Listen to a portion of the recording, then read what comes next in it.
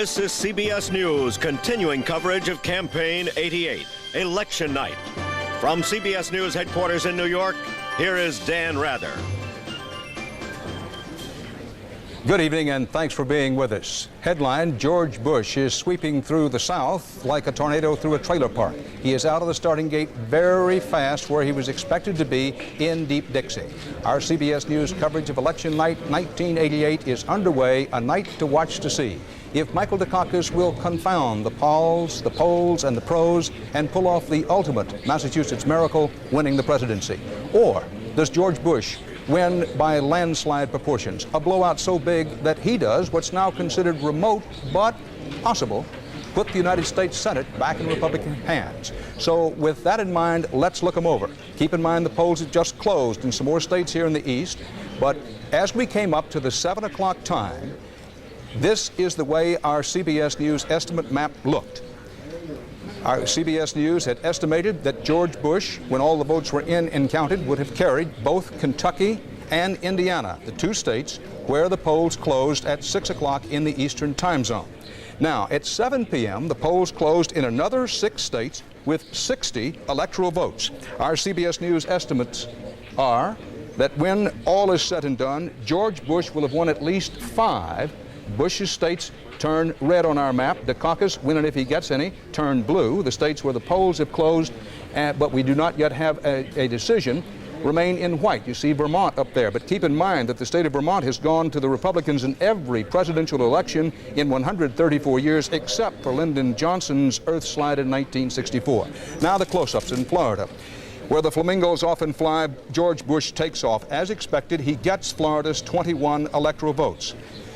At one time, Dukakis thought he could carry that state, but it turns out not to be. In Georgia, Bush has cut through Dukakis' hopes like a jackknife through peaches.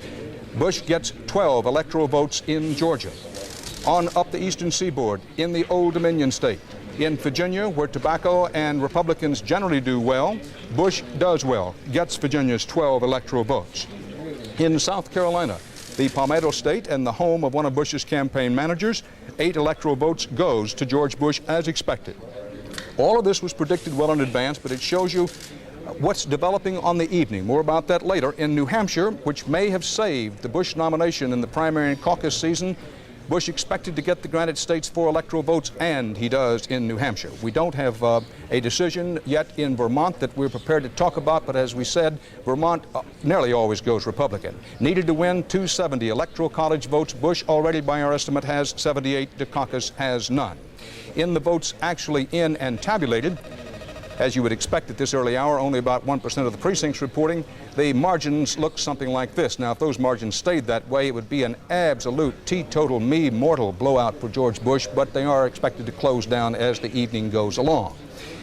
Looking very quickly now at some of the Senate races. Remember that as we started the evening, there were 54-46 Democrats over the Republicans in the United States Senate. 33 big Senate seats up today.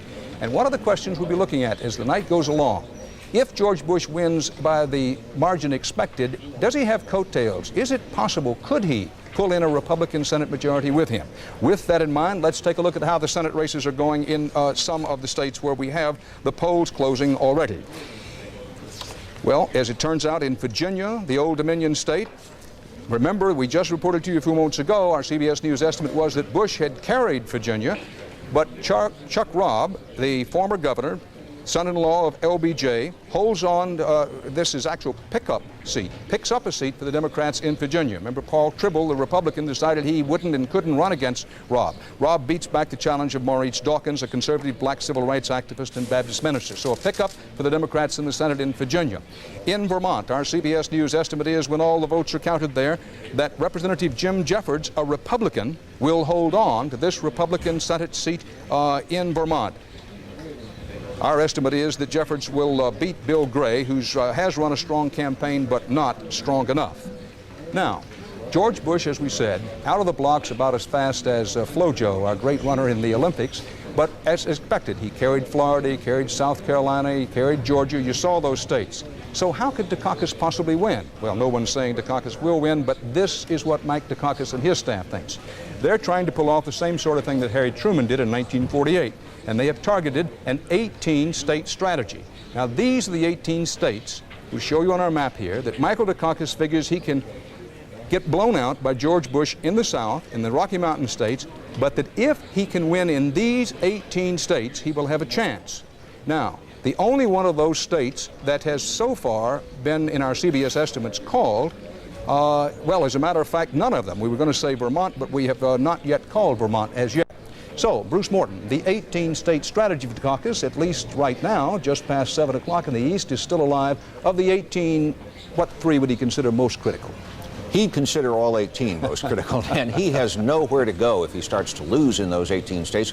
And the reason is, you can see in the southern states you just called, what used to be the Democratic South, what lately has been the Republican South, George Bush just sweeping across. So Ronald Reagan got 61% of the white Southern vote against Southerner Jimmy Carter in 1980, 71% against Walter Mondale 4 years ago.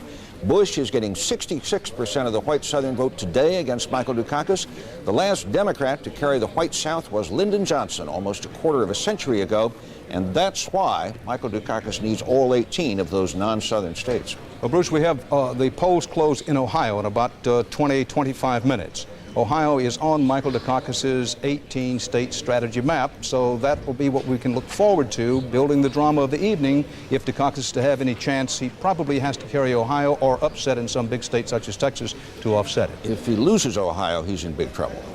On the Republican side, the Bush campaign will be looking at a foundation they've built over the last 5 presidential elections. 23 states with 202 electoral votes. This is what the Republicans like to call their lock. We put a question mark after it.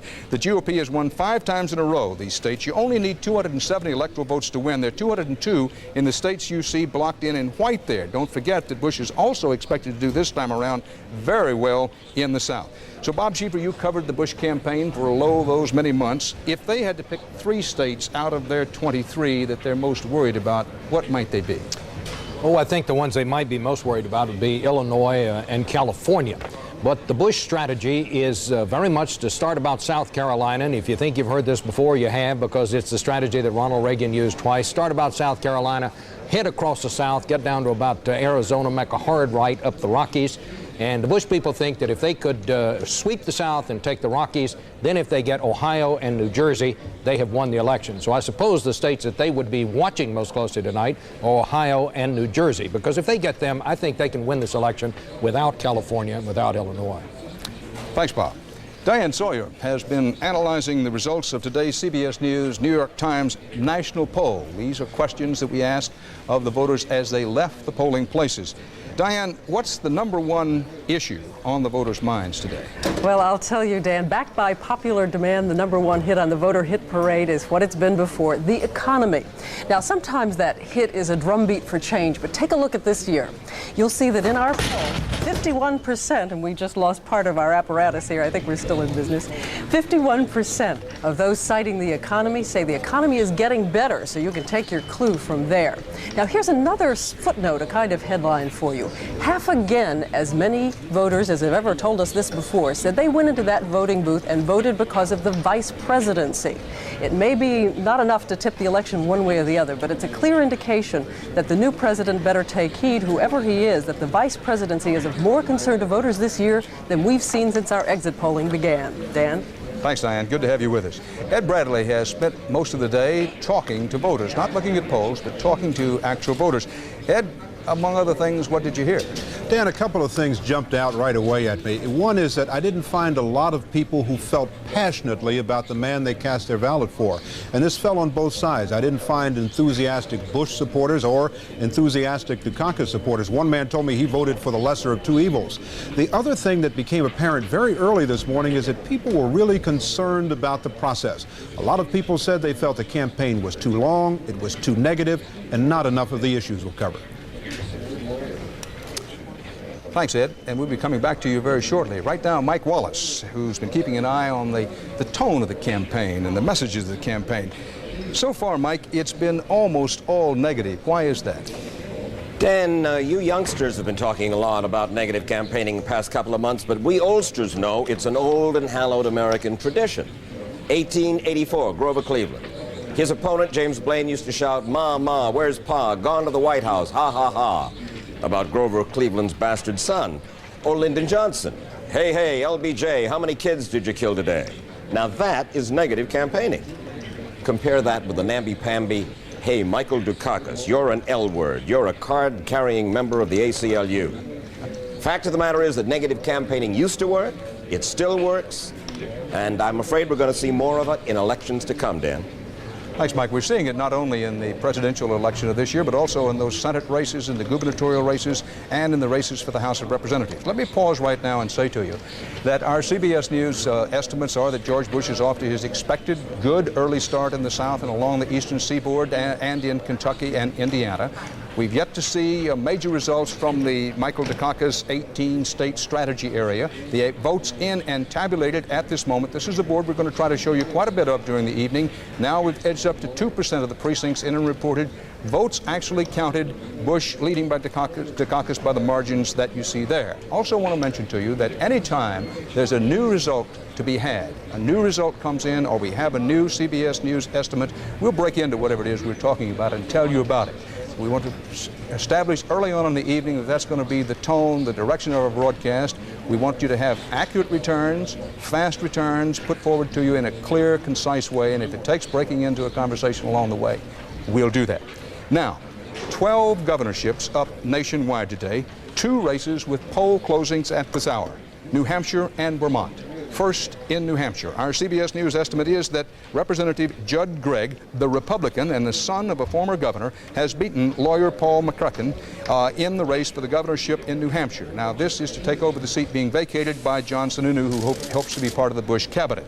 In Vermont, while we don't know yet whether George Bush, as expected, has carried Vermont, in the Green Mountain State, our CBS News estimate is that when all the votes are in and finally counted, Governor Madeline Kunin, seeking her 3rd term, will have gotten it, beating off State Representative Mike Bernhardt.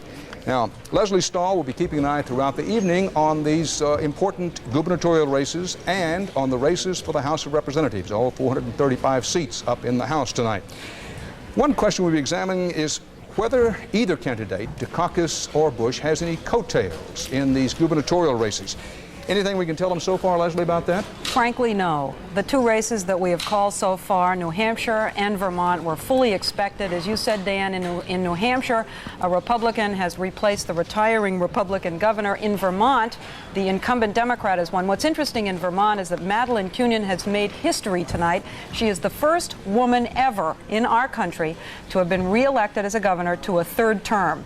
So she makes history in Yankee, Vermont. What's also interesting in Vermont, they may be making history in another way, is that in their at-large congressional seat, the socialist mayor of Burlington, who is running as an independent, is in a very tight race, according to our exit poll, actually slightly ahead of the Republican candidate, Peter Smith, the former lieutenant governor, and the Democrat, Peter Poyer, is way behind. The socialist mayor of Burlington is slightly ahead, as I said. The last time a socialist was in Congress was in 1948, Vito Marcantonio. So Vermont, Yankee, kind of ornery, they could be making history. It's too early to talk about coattails, Dan. And we'll also be looking to see what happens to governors who raise taxes. And Leslie, let's note that Vermont is a state where the polls have closed, but our map, while showing a lot of red for George Bush, no blue yet for Michael Dukakis, does show Vermont still white, which means that while the polls have closed in Vermont, we're not yet certain what the outcome is going to be there. Keep in mind that Vermont is one of the states in Dukakis' 18-state strategy of ceding the South and the Rocky Mountain West to Bush, but beating him with Vermont and some of the big industrial states in the upper Midwest and Washington, Oregon, and California, some of that combination. So while we're watching Vermont to see how it goes, we're also getting ready to keep a close eye on Ohio, where the polls will be closing in about 15 minutes in Ohio. So that's the storyline and part of the drama building right now. When we come back, if we don't have any new results for you, we'll be talking to Charles Kuralt. So stay here with us.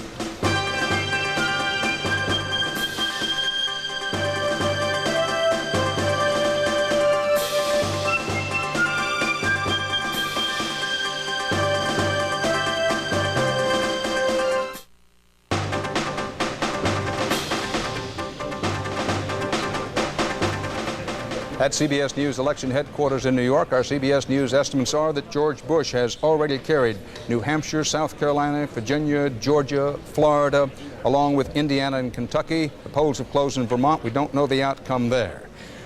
You know, H.L. Mencken once said that a national campaign is better than the best circus ever heard of. Bill Whitaker has been traveling with the Dukakis, part of that circus, for these many months. And Bill joins us now from Boston. Bill, what's the talk there at Dukakis headquarters? They think they can carry Vermont, a small state, but an important state to them, if they're going to make that 18-state strategy work. Well, Dan, right now the Dukakis campaign insists its big state strategy of winning a majority of the big states is still doable. In fact, they say they can still pull off an upset by losing some of the big states like Ohio, Texas, and New Jersey. But they would have to make it up in smaller states, which right now don't look very good for them.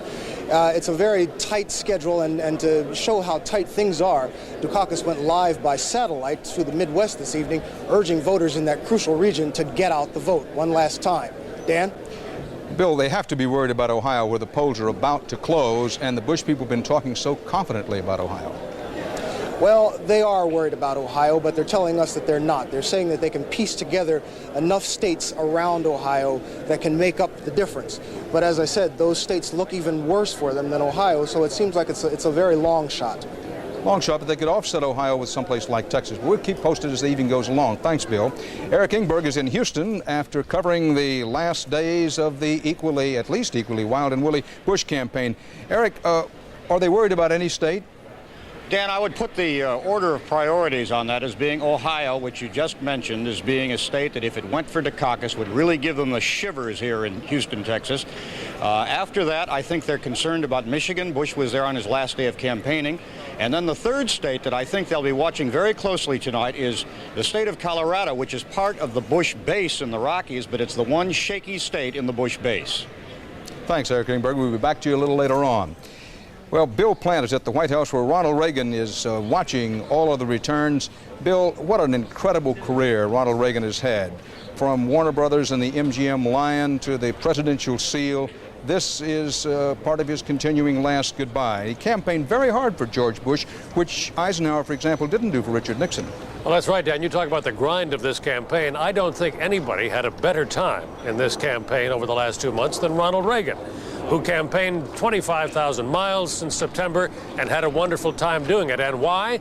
Because he sees it as a referendum on his 8 years, and he also is looking at a place in history if he becomes the first president in 150 years to bring his vice president into office after him. And he also is acutely aware, they tell me, Dan, that after he left the governor's office in California, the job went to a person he describes as a liberal. And he saw a lot of what he did wiped out. He doesn't want to see that happen again. And we should have mentioned it earlier, Bill, what a good point, that not since Martin Van Buren in 1836 as a sitting vice president succeeded to the presidency. One of the things we're watching tonight is to see whether George Bush, with Ronald Reagan's help, can do it. Thanks, Bill. I want to show you very quickly, if we can, how the actual tabulated vote is coming along. This is a board, as I mentioned before, we want to show you pretty often through the evening. Only a few of the precincts reporting, 2%. George Bush leading some 58 to 42%.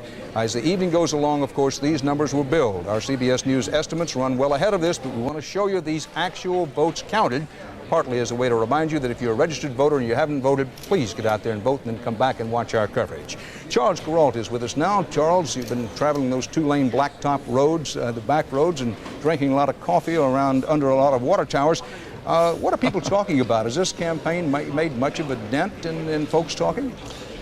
There hasn't been much enthusiasm out there in the country, I think, but I was just thinking, Dan, tonight feels different to me. This, after all, is the great feast day of freedom, and millions of Americans don't want to be left out of it. Somebody gave me a list of the places from which our own people are sending in returns to you. These are polling places: a car wash in Chicago, a retirement home for nuns in Rockford, Illinois, Emma Kreeb's feed store in Shamokin, Pennsylvania, and Debbie's School of Dance in Lake Village, Arkansas.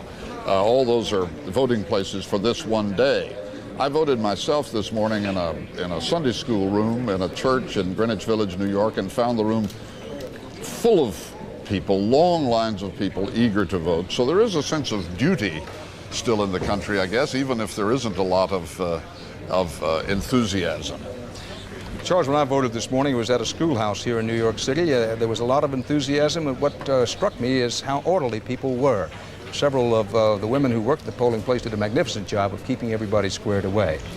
Now, coming up at 7:30 p.m. in the east of the United States of America, that would be just about 7 or 8 minutes from now, Ohio, North Carolina, Alabama, and West Virginia, the states that are in white with the exception of Vermont, way up there where the polls closed early, but we don't have a result. In all of those states, it'll be closing time for the polls. And our picture of the election, George Bush with 78 electoral votes by our estimates of the 270 needed. Once we get these states filled in that are in white there, we'll begin to know a whole lot more of whether Michael Dukakis has any real chance. So Dan Rather at CBS News Election Headquarters in New York. We'll see you again shortly.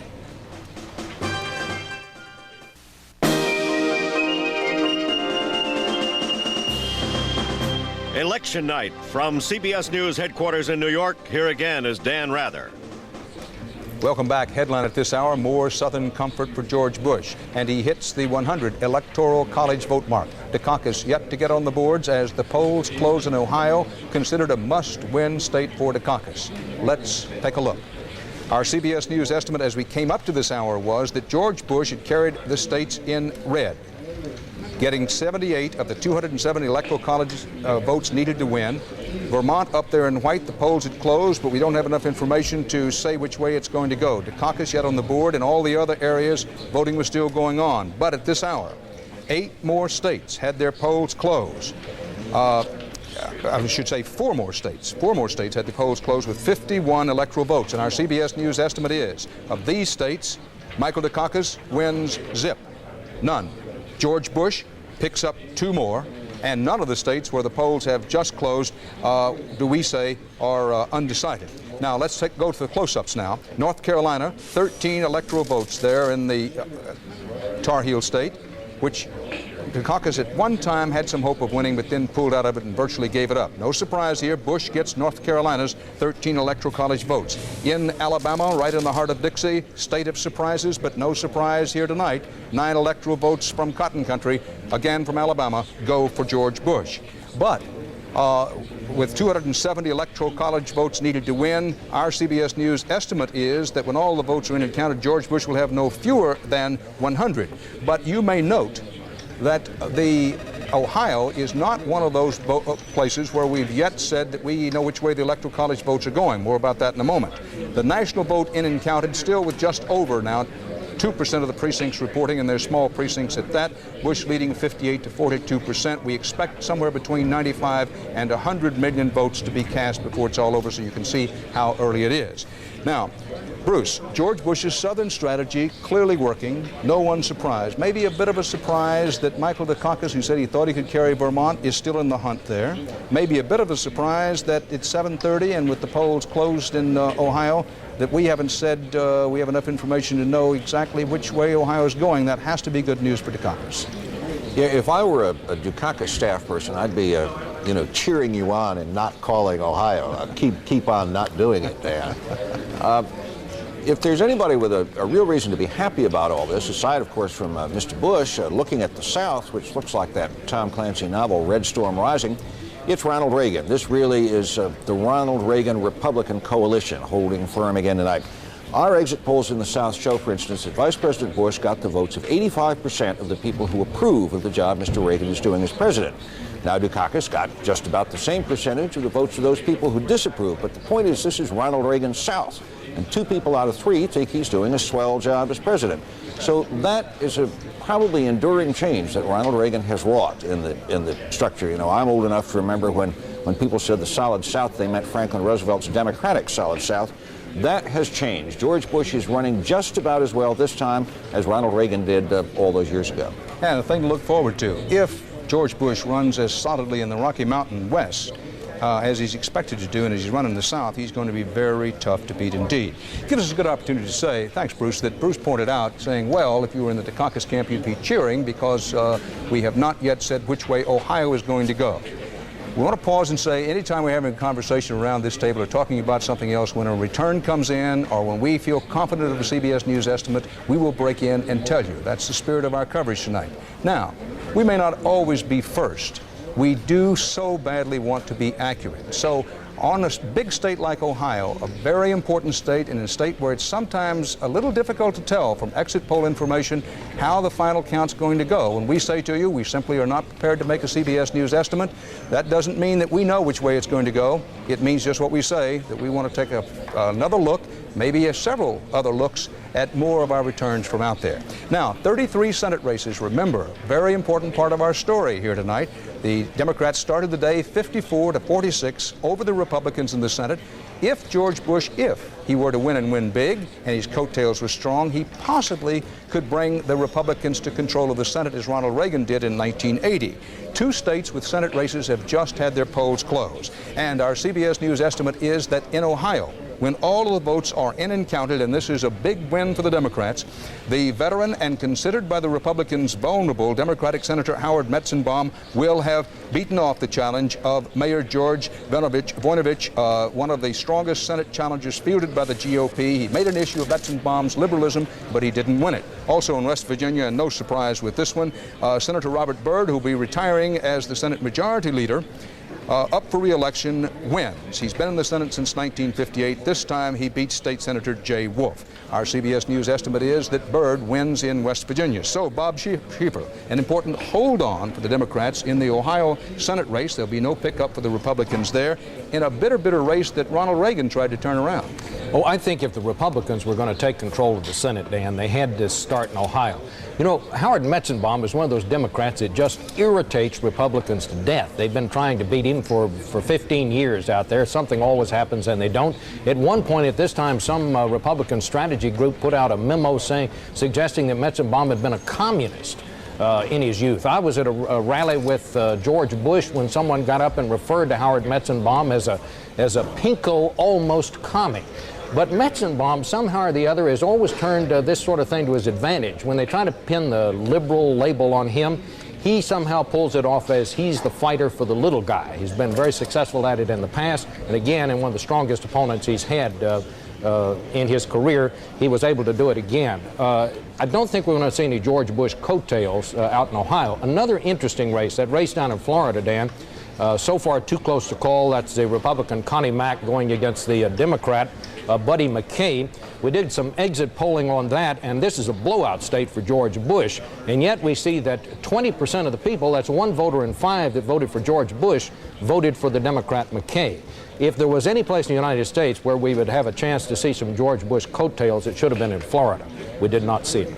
Well, we haven't seen them yet. In Florida, may yet see Mack pull that one out. That race is really hot at the moment. We'll be checking in on it a little while later.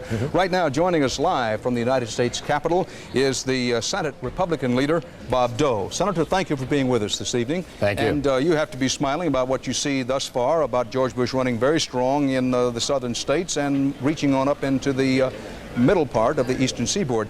But Senator Lloyd Bentsen on Sunday said this year's heated campaign has, and I quote here now, so wounded both major party candidates that the ultimate winner will lack the serious mandate he needs, unquote Lloyd Bentsen. You agree? Well, I think probably mandate in the sense of an overwhelming victory, popular vote, he's probably correct, but I can look back when Kennedy won by a whisker, when Carter won by a whisker. They both developed mandates. I think there's a certain amount of work we have to do, whether it's a deficit or whether it's health care. It's already here, and I think whether it's George Bush or Michael Dukakis, they have to get it done. Regardless of who wins, do you think that they can get through the next 4 years without a tax increase, Senator? Well, I'm going to try to help George Bush do that. I'm willing to help him try to sustain a veto of any tax increase. He said that. We'll have to wait and see. We'll wait and see what happens when you see George Bush meeting with Lloyd Bentsen. If they retain control of the Senate, he'll be Senate Finance Committee chairman, and it could be a very interesting meeting. I don't want to put words in your mouth, and if this isn't true, by all means say so, but I gather from that answer you think that he's probably going to have a tax increase. Well, no, I didn't say, no, I think we shouldn't change tax rates. I've never ruled out every possible tax, whether it's excise tax or user fee. Leave the rates alone for individuals and businesses. We've already tampered with those enough the past few years, and we'd like to reduce them further, but I don't see any need for a tax increase. If George Bush's flexible freeze works, we won't need it. The Sunday after the Republican convention, Senator Dole, you said in reference to Dan Quayle, and again I want to read this because it's a direct quote, about Quayle. you could find better qualified people, unquote. In light of the campaign so far, have you changed your mind about that? Not really. I heard the vice president saying on a David Frost interview that, well, if you talk about the ablest person for running mate, there are probably others out there, and that was the same thing I said. I didn't say anything critical of Dan Quayle. He's an outstanding young man, but let's face it, if you're looking for the ablest person, I assume that George Bush could have found others, but Dan Quayle has done a good job. He's going to be a good vice president. Would you expect Mrs. Dole to have a place in a Bush cabinet if he's elected? I don't know. She hasn't expressed an interest in going back into the cabinet, but I assume if she were asked, she would certainly consider it very seriously. And of course, I would like to be the majority leader in the Senate. So far, there have been no surprises. The Ohio announcement was not a surprise. We didn't think we could beat Metzenbaum this time. We thought so early, but more recently, we've had to reassess that race. Senator Dole, thank you very much for being with us. Senator Dole was talking about the Senate race in Ohio, and our CBS News estimate is the Democrats hold on to that Senate seat with Metzenbaum winning. However, Ohio in the presidential race, right now, we don't have it in either Dukakis's column or in Bush's column. And remember, it's a big, big state for Dukakis, part of his 18-state strategy that he hopes to offset Bush's sweeps in the South and in the Rocky Mountain states. We mentioned before that there are 12 governorships up today. 2 races where governors' chairs were at stake have been called at this hour. So let's take a look. In North Carolina, in the governor's race there, our CBS News estimate is that when all the votes are in and have been tabulated, Governor Jim Martin, attempting to become the first Republican governor in North Carolina history to win a second term as governor, will have done so by beating Lieutenant Governor Bob Jordan. And in West Virginia, don't know how the presidential race is going to turn out in West Virginia yet, but our CBS News estimate is that businessman Gaston Caperton has beaten Governor Arch Moore. Highly popular. Another comeback story was Moore, lost re-election in 1977, only to run and win again in 1985, but our estimate is that Caperton has beaten Moore, the Republican, in West Virginia. Speaking of hold-ons, Leslie Stahl, a big one for the Republicans there in North Carolina, and were you surprised by the outcome in West Virginia? No, I wasn't surprised by the outcome in West Virginia because they have a very weak economy. They have been untouched by the Reagan Revolution. But the big story really is the North Carolina race. Republicans, as Bruce said, have been winning the presidency in the southern states for years, but what they want to demonstrate is that they can win the down-ballot races as well. And this is a case where they can demonstrate that not only can the Republicans be elected as governor, but they can be re-elected as governor. North Carolina does have a rebounding and healthy economy. Here's a case with Jim Martin in North Carolina where someone actually overcame a very negative ad. His opponent depicted him as a monkey in some of his ads, and he overcame that. Republicans winning the down-ballot races will be one of the stories we'll be following tonight. See if they can pick up some states in the South. Maybe George Bush will have coattails in the southern races, Dan, but that's a big one for the Republicans, winning a re-election in North Carolina. Thanks, Leslie.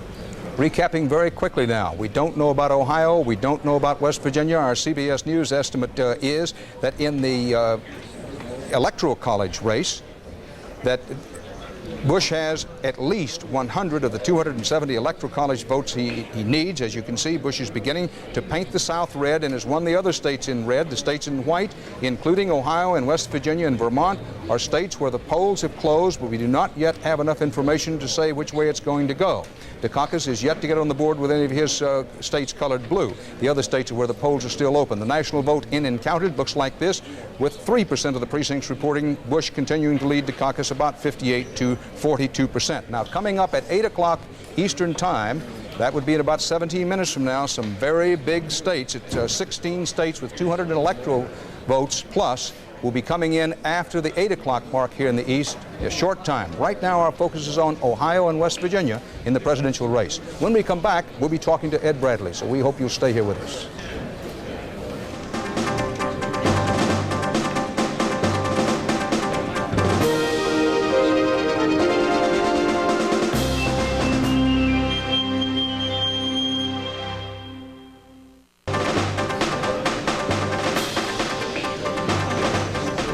Back at CBS News election headquarters in New York, this is where we stand.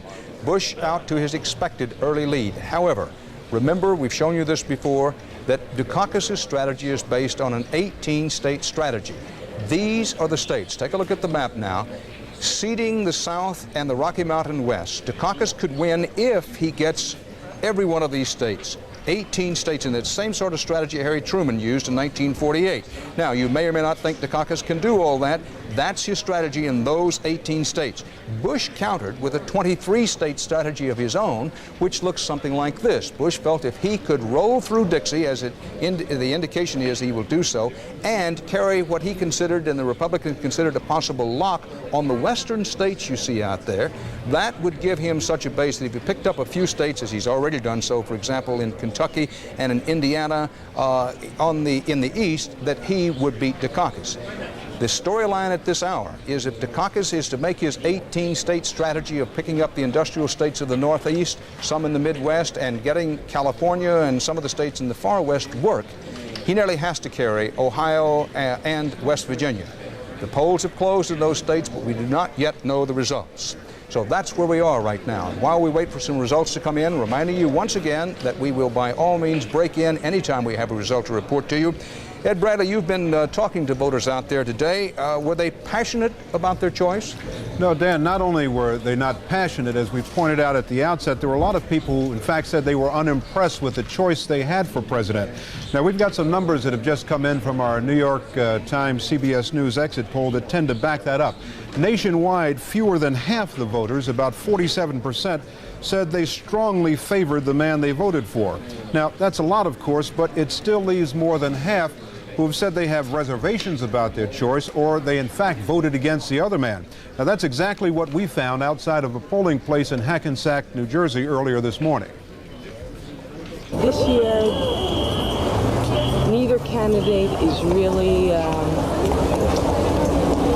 has what the people want. My first thought was not to vote at all, but I felt it was my duty to come out and vote today.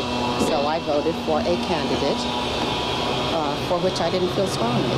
The candidate you voted for, did you vote for that candidate because you felt strongly about the candidate or you disliked the person he was running against? I would like to have felt more strongly about the candidate that I voted for. You didn't feel passionate about the guy you voted for? Yeah. Did you like Bush or dislike Dukakis? I would have to say that I don't like Dukakis. I tried to like him, but I don't. I'm not wild about Dukakis, but I feel he pretty much represents the party, so. I've always voted against someone, and that's what I did this time. And today you voted against? Bush. The candidate you voted for, did you feel strongly about him? No. The lesser of two evils. Dan, the one place where that sentiment doesn't hold up, the one place where those numbers don't seem to hold up is in the South. And there we're told that most people, most often, are voting for a candidate in the South, Dan, because they feel strongly about that candidate. Thanks, Ed. And noting that about 1/4 of all the electoral vote needed to win, about 1/4 of them are in the South, and that no time this century have the Democrats wrested the White House away from the Republicans without a Southerner on the ticket. Of course, this time they have Lloyd Bentsen on the ticket. I want to show you quickly where the votes in and counted are at this moment. We have only a few of the precincts reporting nationwide, but as the evening goes along, this will become increasingly important. So with more than 3% of the precincts now in, Bush still leading Dukakis about 58 to 42%. Remember, the polls have closed, but we do not yet know which way they're going to go in the very important states for Dukakis, certainly, of Ohio and West Virginia. And then coming up in about 11 or 12 minutes, the polls are closing in a lot of other states, 16 states, including Texas, Pennsylvania, Illinois, Michigan, New Jersey. This could be the hour of decision. So if you're going to leave us at any time tonight, this isn't the time to do it. Standing by right now is Paul Brontis, Dukakis' campaign manager from Boston and in Boston. Thank you very much for being with us, Counselor. How are you feeling right now? You must be a little nervous about Ohio. Well, I think that we're feeling very good. We think that we're very competitive in most of the major battleground states and the states that we need to win. And we've always said that this is going to be a very close race, right from the outset. I think we're going to have a long night tonight. Of the 18 states in your 18-state strategy, big northeastern industrial states plus some out west, which ones are you most worried about? Well, I don't want to get into the specific states, but I don't agree that we had an 18-state strategy.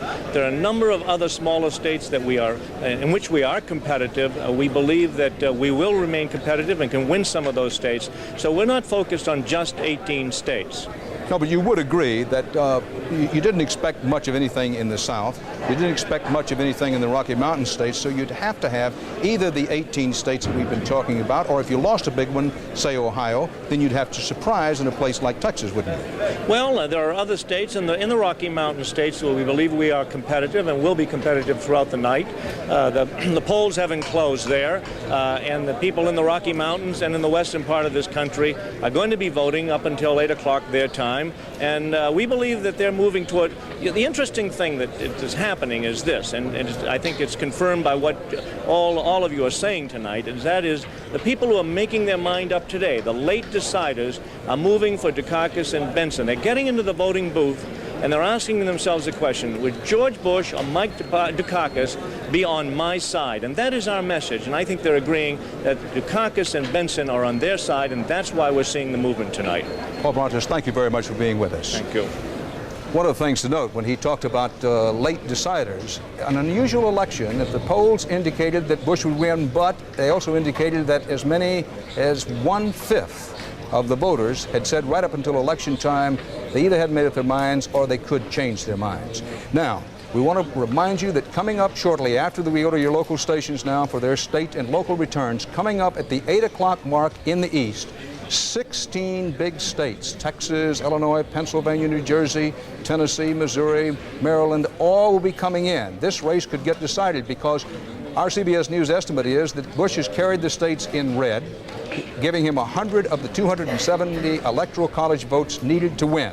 And the states in white are ones where the polls have closed and we don't have a decision yet. That includes Ohio and West Virginia, or they are states where the polls will be closing in about 7 minutes.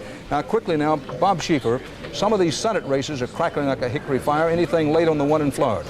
No, it's still very, very close, Dan, and that's one that we're going to be watching. I have an idea we're going to be watching this for a long time this evening. This is the one where we talked about where some Bush voters, according to our exit polls, are breaking away to vote for the Democrat. It's still too close to call in Florida. Between McKay, the Democrat, and Mack, Connie the Mack, Republican, although Bush has already won Florida in the presidential race.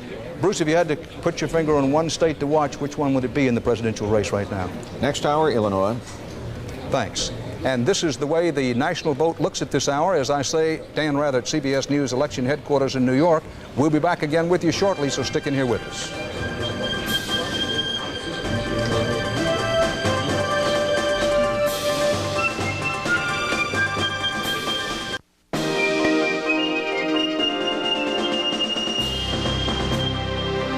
Election night from CBS News headquarters in New York. Here again is Dan Rather.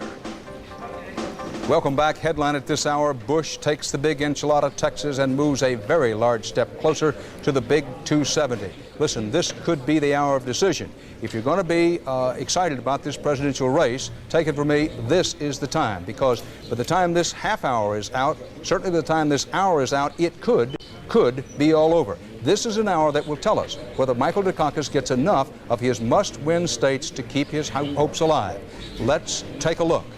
Now, as we came up to this hour, up to 8 o'clock in the East, this is what the map looked like. The states in red gave Bush 100 of the 270 electoral votes he needed to win. Dukakis had yet to get on the board. The states in white are places where the polls had closed, but we didn't have enough information to say that they had gone one way or the other. That includes Ohio, West Virginia, and Vermont. But at 8 p.m., 16 more states, the ones that just turned white on your map there, plus the District of Columbia, 16 states plus D.C. with 202 electoral votes have just had their polls closed. The states in brown, the polls are still open and people are voting. Of those states, our CBS News estimates are Dukakis wins 2 of the states and finally gets on the board in the blue. You will, with the blue, they're both in the northeast quadrant. George Bush colors another 9 states with his big red machine. 6, the ones in white, are where the polls have closed, and we do not have them yet decided. That includes the big one of Illinois. Now let's go for the close-ups. In Texas, 29 electoral votes. The Benson gambit does not work in Texas. Remember, Lloyd Benson, the senator from Texas, was put on the ticket with Dukakis in hopes that he could bring Texas through. He does not do it. Bush gets a very important 29 electoral votes in Texas. In Michigan, another state on Dukakis's 18-state strategy must-have, doesn't get it. Bush carries Michigan's 20 electoral votes, and the noose begins to tighten on Dukakis. In New Jersey, 16 electoral votes in the Garden State. Bush was expected to win there, and he does so, picking up another 16 electoral votes. In Massachusetts, 13 electoral votes. Governor Dukakis' home state. Bush challenged him hard there, but Dukakis gets on the board by carrying Massachusetts and picks up his first 13 electoral votes. In Delaware, 3 electoral votes in the small state. George Bush was widely expected to carry the state, and he does so, picking up 3 more. District of Columbia, it would have been the biggest upset of the night if this didn't go Democratic. D.C. has gone for the Democrats every year since they've had the vote, and they do this time. Dukakis gets his second set of electoral votes by picking up D.C.'s 3. In Tennessee, the volunteer state, a border state where the Democrats should have a fighting chance. Turns out they didn't have much of one. Bush sweeps it, gets Tennessee's 11 electoral votes. Mississippi, down along the Delta, 7 electoral votes. George Bush was widely expected to win it, and does. Picks up 7 electoral votes in Mississippi. Moving to Kansas, it's said that downtown Beirut might be more hospitable to Democrats than either Kansas or North Dakota. We're going to North Dakota first, and it turns out to be true because Bush sweeps North Dakota, a state where the Democrats thought they might just maybe had a chance, but Bush wins it, gets the 7 electoral votes there. Now in Oklahoma, dry hole for Dukakis. Bush gets 8 electoral votes in Oklahoma despite a lot of difficulties with the oil and gas industry there.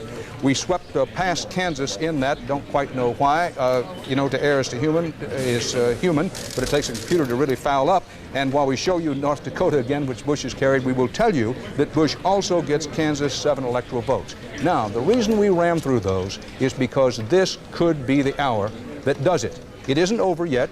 What Yogi Berra said is true. It isn't over till it's over. But when it's over, and this could be the hour when it gets that way.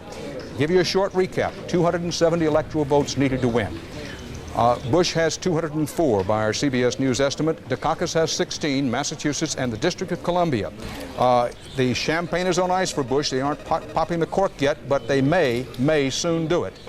The votes in and counted all across the country. 4% of the precincts in now, still only a few.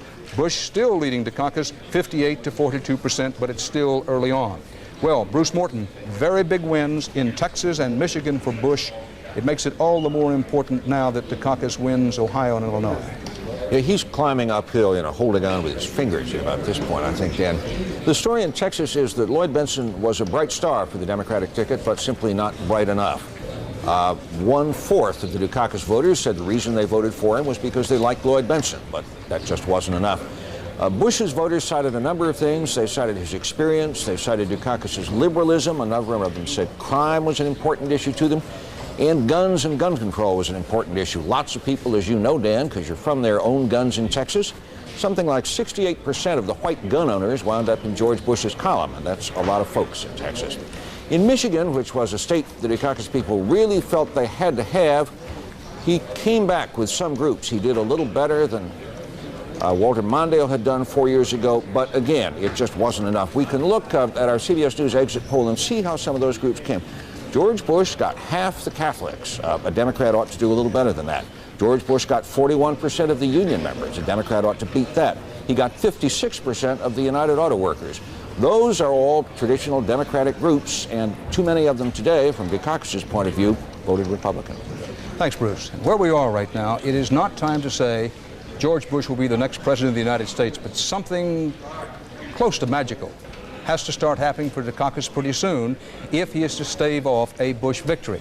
And increasingly, it looks like if it's going to happen, it has to happen out west for Michael Dukakis, because keep in mind that he's already lost Texas and Michigan, and bad news if you're a Dukakis fan, Ohio's 23 electoral votes. Our CBS News estimate is that when all is said and done in the Buckeye State, George Bush will have won it.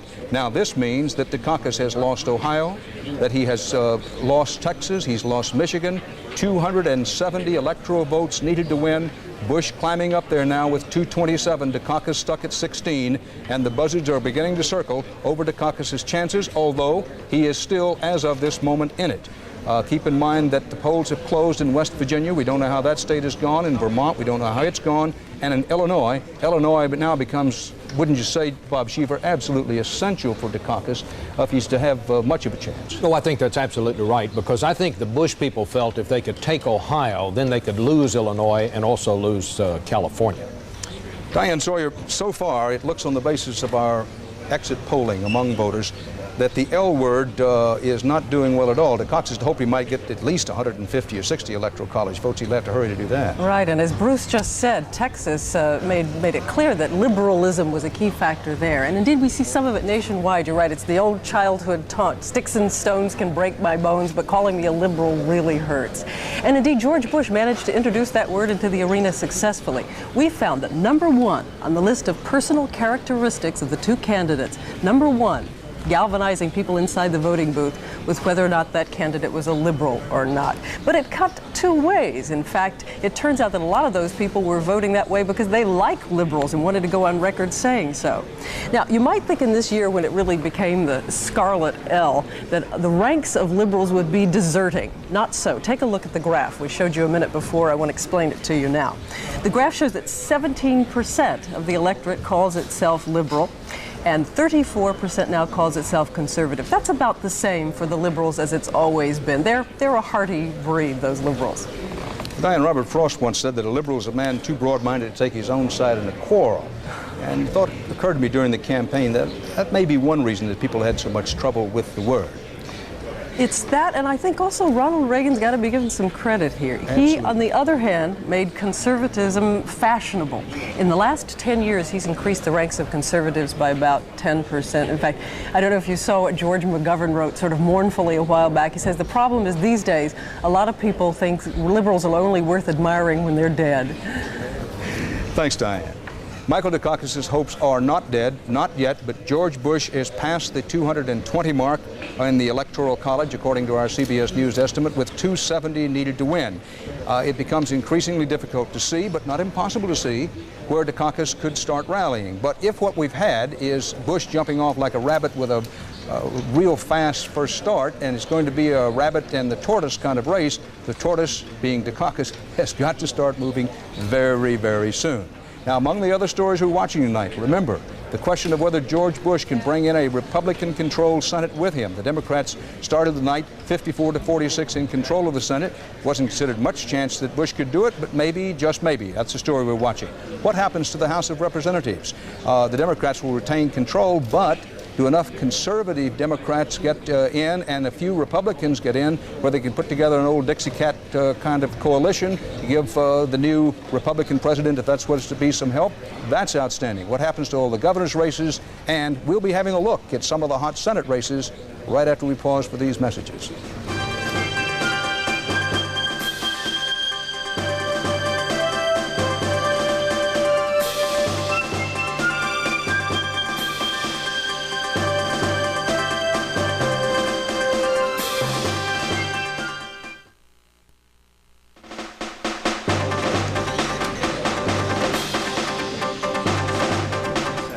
Dan Rather back at CBS News election headquarters in New York.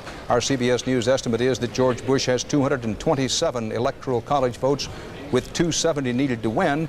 He has all the states in red, and if Michael Dukakis is going to fashion a comeback, and right now he'd have to fashion a comeback roughly equivalent to that of Lazarus to make it, but it could be done. Bush has 227, Dukakis 16. Bush has won all the states in red. Dukakis so far, by our estimate, has carried only Massachusetts and the District of Columbia. This is the way the national vote looks. As that becomes more significant during the evening, we'll be putting up this board more often for you. Now, if anything changes in the presidential race, remember that the big states to watch now are Illinois, where the polls have closed, Ohio, where the polls have closed, and Pennsylvania, where we don't have enough information yet, and where the polls have not yet closed in all areas of Pennsylvania, I don't believe. Right, Bob? Not yet in Pennsylvania. So that's our storyline on the presidential race. So let's take a breath and take a look at the Senate. Remember that George Bush, if he is to win, not only wants to win, but he wants a win on the size that Democrats in Congress will have to respect. That would help him get his agenda through the United States Congress. No place more important to watch, and this will be a long story unfolding the rest of the evening, than in the Senate races. The Democrats had a 54-46 majority in the Senate as the evening began. The polls have closed in states with 13 Senate races just a short while ago. Let's look them over. In the Texas United States Senate race, booby prize, a consolation prize, perhaps we should say, for Senator Lloyd Bentsen. He's way behind with Michael Dukakis on the national ticket, but our CBS News estimate is that he's finishing way out front of Representative Bo Bolter, his opponent for the Senate in Texas. Yes, Bentsen could run for both. More about that later. In Delaware, the Republicans hold on to a seat. Our CBS News estimate is that incumbent Republican Senator William Roth has beaten off the challenge of Lieutenant Governor S.B. Wu. Who? Wu. But Roth wins in Delaware. Massachusetts, least surprising result of the evening, perhaps. Senator Edward Kennedy, first elected in 1962, wins re-election, beating Joe Malone. This was an uphill race at best because Malone was making his political debut. In Maryland, always a favorite target of the Republicans, but one who usually wins and does again, Senator Paul Sarbanes, the Democratic incumbent, beats Alan Keyes. Keyes is one of two black Republicans nominated for the Senate. Sarbanes beat him.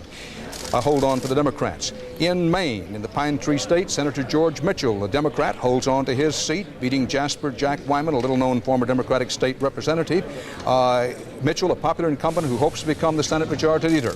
In Michigan, Senator Don Riegel, who was a Republican congressman until he switched parties in 1973, runs as a Democrat for the Senate for re-election and wins it. He wins over former Congressman Jim Dunn. So things looking good for the Democrats in the Senate so far, but a long way to go. In Missouri, the Republicans hold on to one of their seats. Senator John Danforth, the senior senator from Missouri, has beaten State Senator Jeremiah J. Nixon. No surprise here.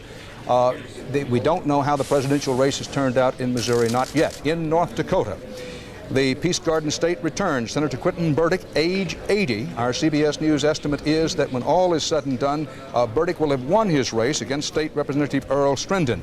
Now, Burdick's age was a factor in that race, but not big enough to unseat Burdick. The Democrats hold on to their Senate seat in North Dakota. Also in New Jersey, one of the hardest fought races in this battle for control of the Senate. Our CBS News estimate is that when all the votes are in and counted in New Jersey, that Senator Frank Lautenberg, the Democrat, age 64, will be returned to the Senate, having beaten Pete Dawkins, the retired Army general, former Rhodes Scholar, former Heisman Trophy winner and Vietnam veteran. They'll be studying this campaign for a long time to figure out why it went the way it did. Lautenberg wins it, is our CBS News estimate. In Pennsylvania, we don't know how the presidential race has turned out there, but in the Keystone State, Senator John Hines, heir to the catch-up fortune, a very popular senator and one who always gets high marks on both sides of the aisle for competence, wins his race over Joe Vignola. Vignola, the former Philadelphia city controller, didn't make much of a dent in running against Hines. In Tennessee, Senator Jim Sasser, a Democrat that many of the Republicans considered possibly vulnerable, but probably not to lawyer Bill Anderson. Our CBS News estimate is that Sasser has won in Tennessee. I think we should disregard that graphic that got up. It must be clear to you that as we go through this whole evening, we can't do it. We can't play absolutely airless ball, although we'd like to. And if that graphic that just went up in the presidential race in Tennessee kind of threw you there, we said a long time ago that George Bush has carried Tennessee. However, the Democrats hold on to their seat in Tennessee. Well, Bob Schieffer, Lloyd Bentsen will win one race tonight. He wins the Senate race in Texas, although the presidential, vice presidential race does not look good at the moment. That's right. I think the news here, though, Dan, is listening to you tick off these winners tonight. It is now virtually impossible, I think, for the Republicans, if they had any hope at all of gaining control of the Senate. I think that hope is gone. If they were going to do that, Pete Dawkins had to win in New Jersey. He now apparently has lost to Lautenberg. Quentin Burdick had to go down up there in the Dakotas. He has apparently won. And there's some more bad news for the Republicans as far as controlling the Senate. Lowell Weicker, the maverick Republican for Connecticut, is in a very, very close race tonight with Joe Lieberman, the state attorney general in Connecticut. This is the one I give the wacky award to this year, Dan. You know, the Republican got the endorsement of the AFL-CIO.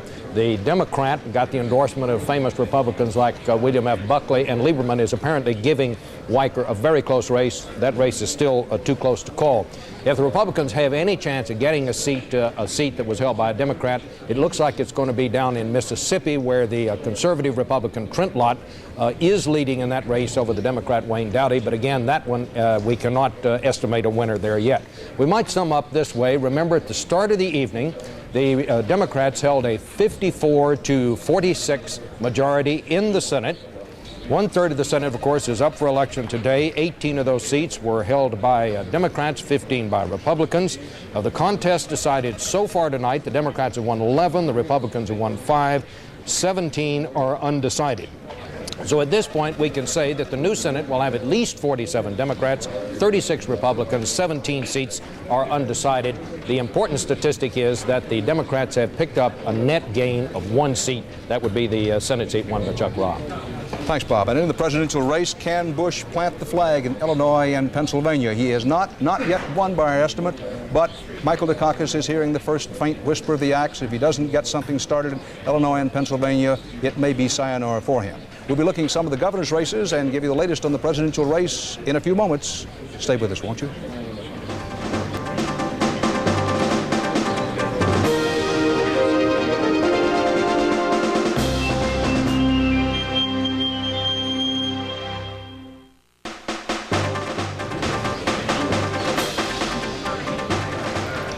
Bush has key wins in Texas and New Jersey and in Michigan and in Ohio, but he does not yet have enough electoral votes to win by our estimate. This is the way our map shows it. Bush in red, Dukakis in blue, 227 of the 270 needed to win for Bush. Now, very quickly, we have results in 3 governor's races where the polls closed at 8 o'clock. Let's look at them. Governor Mike Castle in Delaware has won the governor's race in that state. Castle beats retired labor lawyer Jacob Cresto. In Missouri, Governor John Ashcroft, the Republican, holds on to the seat for the GOP, beating Betty Cooper Hearns. And in North Dakota, in the governor's race out there, Governor George Center, the Democrat, first-term governor and wealthy sugar beet farmer, we estimate will be returned to office, having beaten Leon Malberg when all the votes are in and counted. Let's show you very quickly now where the race stands in terms of votes actually in and counted. And as we show you that tabulation, I'll say it's Dan Rather, CBS News election headquarters in New York. We'll see you again shortly as the presidential race hangs in the balance.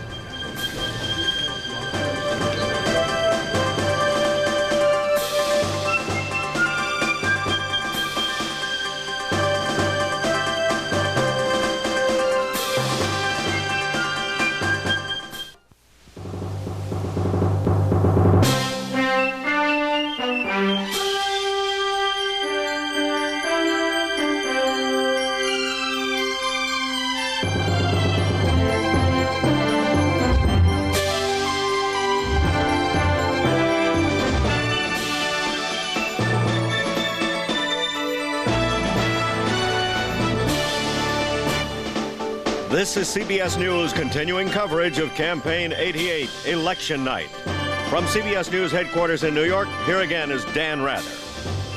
Welcome back again, and time to lean back and say, where are we here? Tantalizingly close for George Bush, but he is not yet there.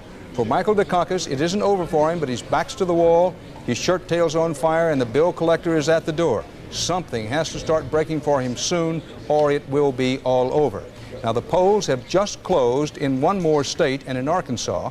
As we came to this 8:30 period in the Eastern time zone, this is where things stood. 270 electoral college votes needed to win. George Bush, by our CBS News estimates, had carried the states in red, good for 227 electoral college votes. Dukakis, by our estimate, had carried Massachusetts and the District of Columbia for 16. Now, at 8:30, another state with 6 electoral votes, Arkansas, you saw it just turned white down there, had its polls closed. And our CBS News estimate is that in Arkansas, George Bush has carried it. Michael Dukakis had some hope there to state that often votes Democratic, but it didn't this time. So in the Ozarks, Bush wins it, and this gives Bush another 6 electoral votes, inches him up ever increasingly toward that 270 mark needed to win. Now gives him 233, Dukakis with 16. It isn't over, but it's getting there. Dukakis now has to look for a breakthrough in Pennsylvania, Illinois, somewhere.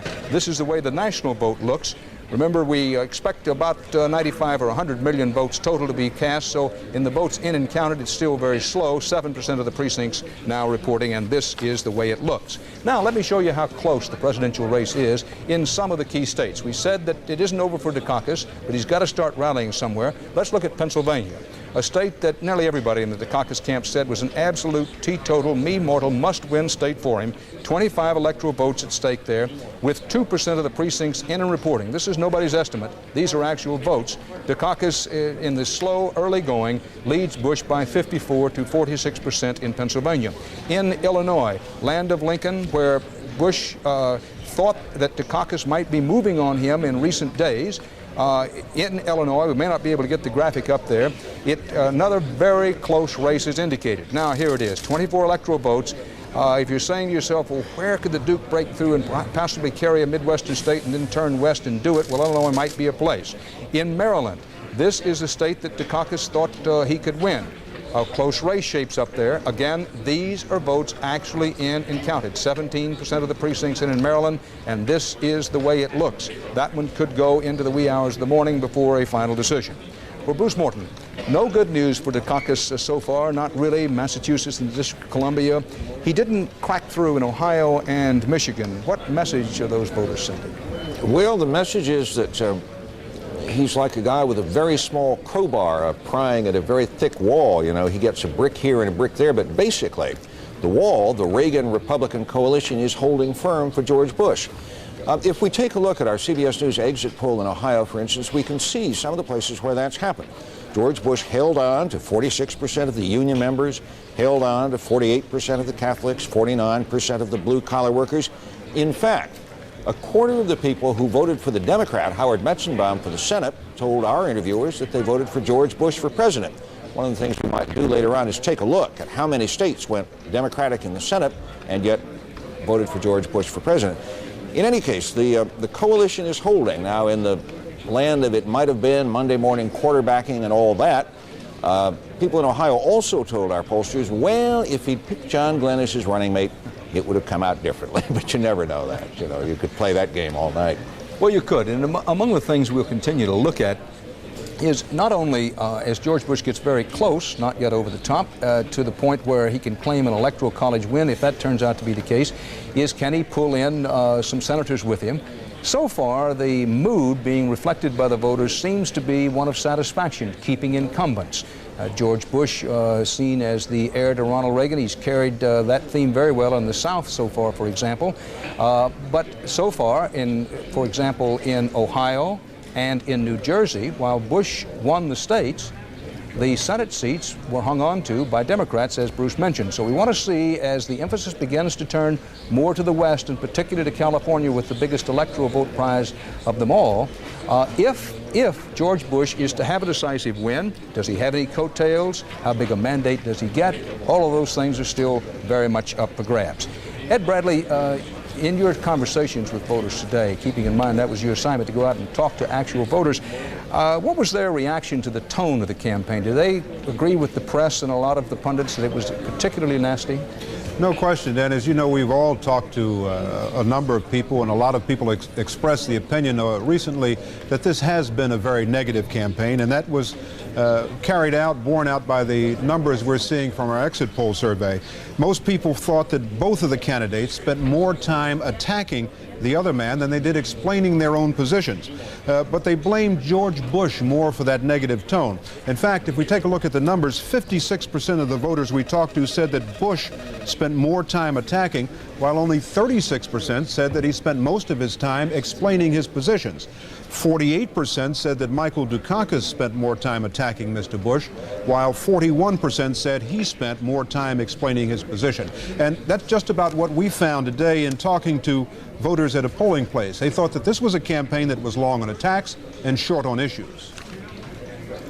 I thought it was the nastiest campaign that I have ever seen. I've never seen any candidates who spoke less about the real issues at hand. I didn't think they touched on things that people really feel are important. Did you think that the campaign was too negative? Yes, I absolutely did. I think it got off to a bad foot right after the convention.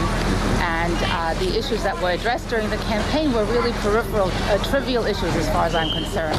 You didn't hear the kind of discussion of the issues you'd like to? I heard the discussion, but it wasn't the kind of discussion that I had hoped for. And it's a shame that they ripped each other apart instead of saying the positive things that they've done. I think we missed most of the issues. I think both sides, Republican and Democrat, spent too much time worrying about personalities, worrying about things that really don't concern most of us. But you know, Dan, that kind of campaign worked for George Bush, and a lot of people will say it worked because Michael Dukakis did not effectively respond to these negative campaign ads. One of the things that's most often referred to is the Willie Horton commercial, and it's interesting looking back at that. The first time that surfaced was after the California primary back in June. That's the first time we heard of Willie Horton, and it took Dukakis 4 months to mount what they thought was an effective reply to that. And I don't think, the way the numbers are showing, that it worked for him, Dan. Right, Ed, and one's reminded of Will Rogers' own line that in this country we give our criminals not very much punishment, but we often give them an awful lot of publicity.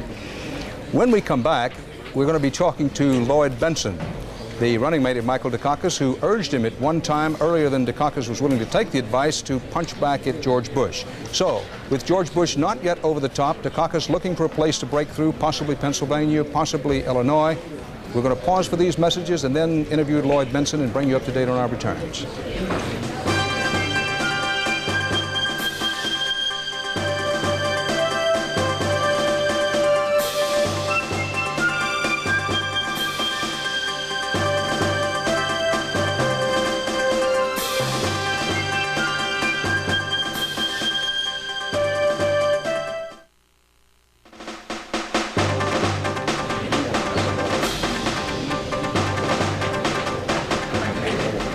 George Bush has carried Arkansas, according to our CBS News estimate, and that makes our Electoral College map look like this, if we can get it up for you, with 270 needed to win. Bush has carried all the states by our estimate in red.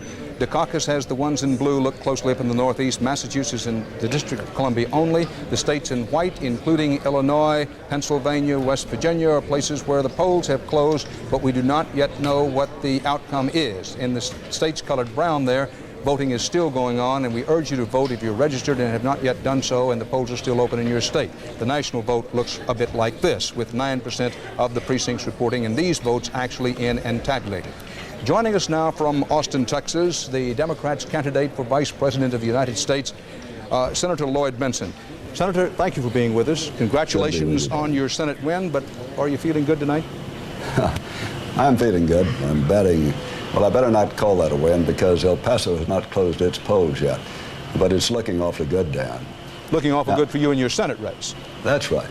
Now, on the other one, I know that some of them are saying that we've lost Texas on the presidential ticket. That's not necessarily the case because we have some 2,000 precincts where our organization has the voter turnout for Democrats up by 6%. And that's not put into the estimates of the pollsters. That same thing happened to them in 1982 when we turned out far more votes than the pollsters anticipated for Democrats. And we won it when they said we were going to lose it. So that could still happen in Texas. I want to mark, Senator, because you and I have a record going back a ways of talking straight to one another, that our CBS News estimate, and we put it up there on the screen, is that, unfortunately for you and Michael Dukakis, that George Bush has carried Texas. But let me move on. What happened in the South? Let's put Texas aside. That George Bush moved through it like a combine. Well, I think what you had in the South, the Republicans came in with their very negative commercials and really pounded the South with some pretty outrageous things, like questioning the patriotism of Mike Dukakis, which just should not have happened. The man served in South Korea. He's a very effective governor, has a great love for his country. And that's the kind of thing that you wouldn't expect on a presidential level. And then to take the Willie Horton case and blow it up into a national issue when it looked like it was something that ought to be on a local issue, that too made its headway against Mike Dukakis. And that hurt him, and he didn't recover from all of that. Senator, we have only a few seconds left here because we want to get back to some returns, but let's say that you're returned to the Senate and that you don't make it as vice president. Is there any doubt in your mind that there must be a tax increase, or are you still open-minded about that? Oh, we'll work very hard to keep from having one. It's going to be a tough one, Dan. The choices will be very difficult, and we're facing this mountain of debt where they've almost tripled the national debt, in the last 8 years, and then all of this international debt. It's going to be an extremely difficult one to handle. Thank you very much, Senator, and give our regards to Fighting Heart B.A. Benson. Thank you. All right. Thank you, Dan. The presidential race still hangs in the balance. A lot of people thought it might all be over by now. It isn't. George Bush has moved close, but not in and over the 270 Electoral College mark. Now, close races for governor, as well as some close races for the Senate. For example, that close race for the Senate in Florida is still just burning away down there, and we could be here to midnight or beyond trying to get an outcome in a Senate race that close. The Democrats overall doing pretty well in the Senate. Let's take a look at races for governor. In Indiana, we feel confident that the son of former United States Senator Birch Bayh, when all the votes are in and counted, will have won this race roughly along the lines of the percentages shown there. This has been a particularly hard-fought race. Secretary of State Evan Bayh taking on Lieutenant Governor John Mutz. This is a pickup for the Democrats in Indiana. Leslie Stahl, big turnover in Indiana for the Democrats. A lot of people thought that no Democrat at any level could win in the Hoosier State, particularly this year. They have not had a Democratic governor for 20 years. It's the second state so far tonight where Republicans have lost, Democrats have picked up. What's interesting in Indiana is that the Democrat, Evan Bayh, hammered the Republican for tax increases, whereas over in North Dakota, the Democratic governor, watch my lips, he promised not to raise taxes, and then he did, but he was reelected tonight to a second term. What is happening, it appears, that Democrats are more likely to be forgiven by the voters when they raise taxes than Republicans. We've seen this before. I wonder if George Bush is watching. To recap, so far tonight in the governor's races, 12 races are up. 2 so far turnovers from Republican to Democrat, Dan. Thanks, Leslie. Now, if you're sitting here at home and saying, well, although George Bush hasn't gone over the top, I still just don't think Michael Dukakis can win, and it's just about over. Even if you believe that, noting that there's still a lot of votes out, there still are enough votes out for Michael Dukakis to have some kind of amazing comeback. For example, the polls are still open in many of the states in the West and Midwest. Again, we want to pause and say that if you haven't voted and you're registered to vote, please go out and vote, and then come back and watch our coverage. Now, that's what's happening in the presidential race. George Bush out to the expected early lead, and he's carried Ohio, Michigan, and Texas. It's getting to look desperate for Dukakis, but is not yet over for him. In the Senate, the Democrats started the day with a 54-46 margin of majority in the Senate. So far, they've added in some states where George Bush has won. For example, Bob, in New Jersey, Bush carries the state, but Lautenberg holds on, and we also had the same thing happen out in Ohio. Both cases, though, you had the incumbents were Democrats, and the incumbents won in both races. The New Jersey race is kind of interesting, Dan, in that Pete Dawkins was the all-everything, all-American, youngest general in the Army. Republicans really thought they had themselves a candidate there, but again, as we said at the beginning of the evening, none of the Republican challengers in any of the Senate races, Dan, have ever run a statewide race before. And if you haven't run a race before, you sometimes tend to make mistakes. Dawkins at one point, unfortunately, was quoted for him as saying that he'd blow his brains out if he had to live in a small town. Folks in small towns didn't take kindly to that. It also turns out that the gender gap is still alive in New Jersey, especially in that Senate race. Bush got about half the women's vote, but look, Pete Dawkins got only 39% of the women's vote. Lautenberg got 53% of it. So that was a big difference in New Jersey. And the only incumbent I can think of who appears to be in trouble in a close race is Lowell Weicker in Connecticut. At this point, Dan. More about that later on as we show you how things are looking in the Electoral College vote. We're going to pause for a commercial, come back, give you some more returns, and talk to 60 Minutes co-editor Mike Wallace.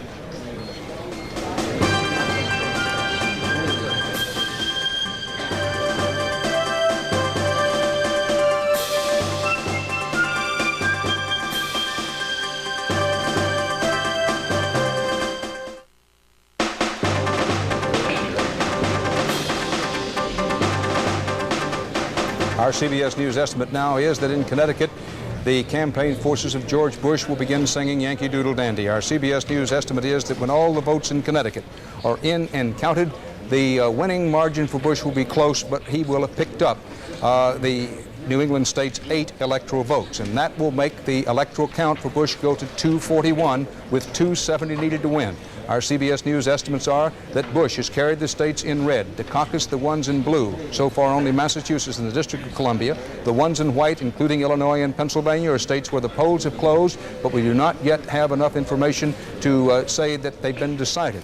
All the states in brown still have the polls open, voting going on there.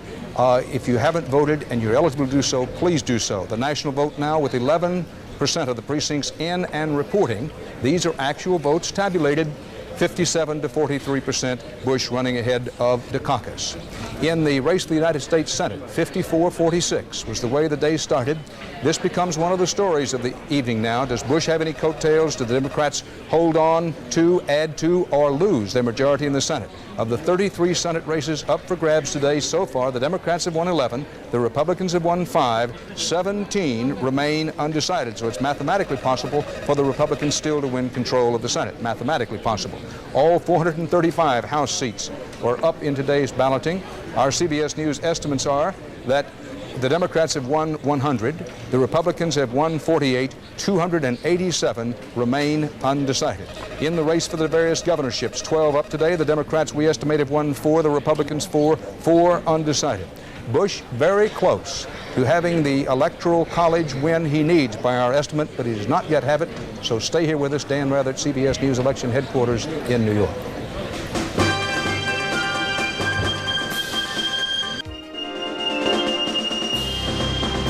Election night from CBS News headquarters in New York. Here again is Dan Rather. And welcome back again. The headline at this hour, the Bush Quayle ticket on the verge of the magic 270 Electoral College votes needed to win as Michael Dukakis takes New York. A big one, maybe a case of too little too late for him, but he now knows that he isn't going to be a Mondale or McGovern. At least he has carried New York. Democrats have now won enough Senate races for us to say that our CBS News estimate is the Democrats will keep control of the United States Senate. Now let's take a look. As we came to 9 o'clock in the Eastern time zone, just before 9 o'clock, this is the way our CBS News estimates look. Bush had the states in red, including some big ones, Texas, Ohio, giving him 241 of the 270 Electoral College votes needed to win. Dukakis had only Massachusetts and the District of Columbia giving him 16. Now, at 9 o'clock, the polls have just closed in 11 more states with 102 Electoral College votes. And our CBS News estimate is that of those states, Dukakis wins 1. New York goes blue for him. Dukakis gets on the board again, this time with his biggest state by far of the night. Bush has won 3. In the Midwest, Plains, and out in Arizona, 7 remain undecided. Now, for the close-up shots, New York, the Empire State, and how Michael Dukakis will be singing I Love New York. 36 electoral votes. He wins them with help from Governor Mario Cuomo and ups his Electoral College vote total a little. Pennsylvania is still out, and he needs that desperately now. In Nebraska, George Bush turns out to be the best milker on the farm, getting the 5 electoral votes out there. George Bush carries Nebraska, as was widely expected. In Wyoming, 3 electoral votes in the Cowboy State, and this would have been a shocker if Bush didn't win it. He does win it, picks up 3 more Electoral College votes. And in Arizona, fish got to swim, birds got to fly, and Republicans have to win in Arizona. George Bush does, gets its 7 Electoral College votes. So, George Bush inching on up toward the 270 needed to win. He now has 256. We're approaching the moment that George Bush has worked all of his adult life to achieve, to become President of the United States. If the Bush Quayle ticket is to be denied, Michael Dukakis has to have something approaching a political miracle. It's still out there for him mathematically. Whether you think it's a practical reality that Dukakis can come back and carry enough Western states to win or not, we leave to you.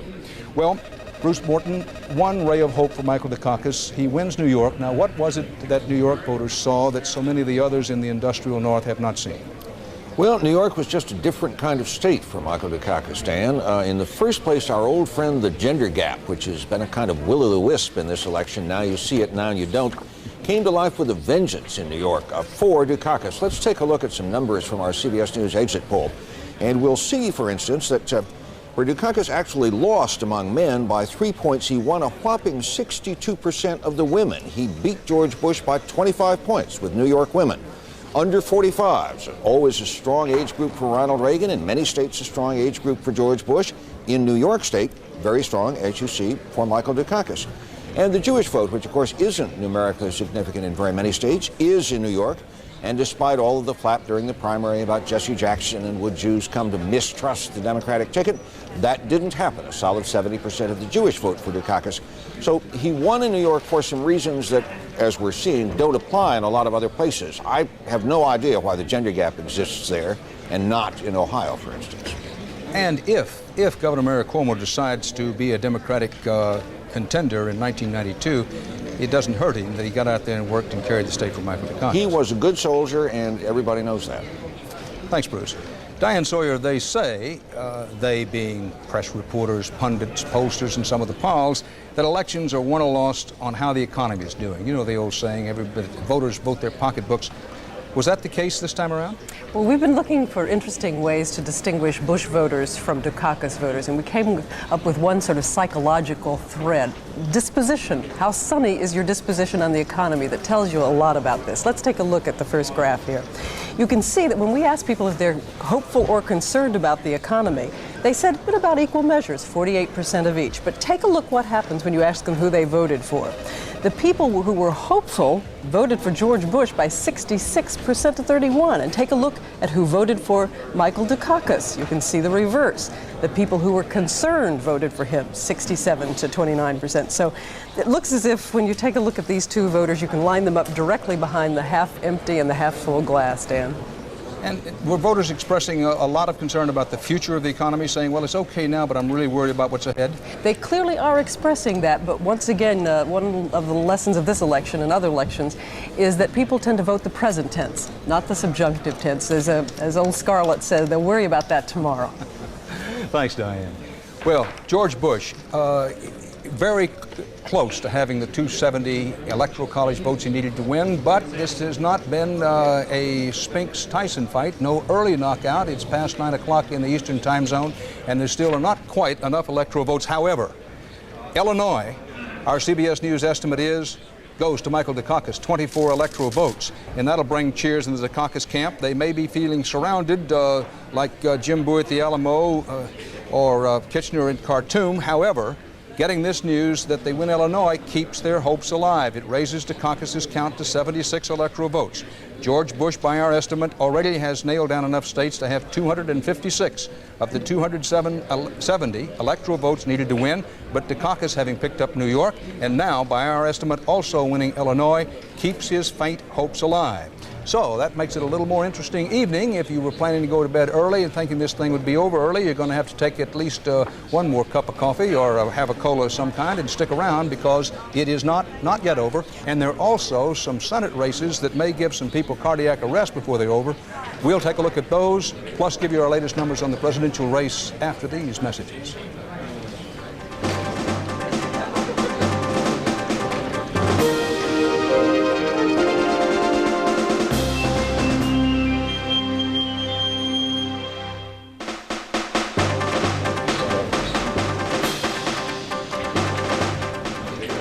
George Bush, by our CBS News estimate, has 256 of the 270 electoral college votes needed to win. However, Michael Dukakis, by our estimate, has just had two big ones fall into place for him, New York and Illinois. And you know how it goes when the coach calls a timeout and say, hey, listen, we're trailing by a lot, but there's still a long way to go. All those states in the brown still have the polls open and voting going on. Some version of that is what Paul Brontes and John Sasso must be telling Michael Dukakis right now. Look, there's still a long way to go, and while Bush has 256 electoral college votes, 15 more would put him over the top and make Bush-Quayle victorious. Pennsylvania's out.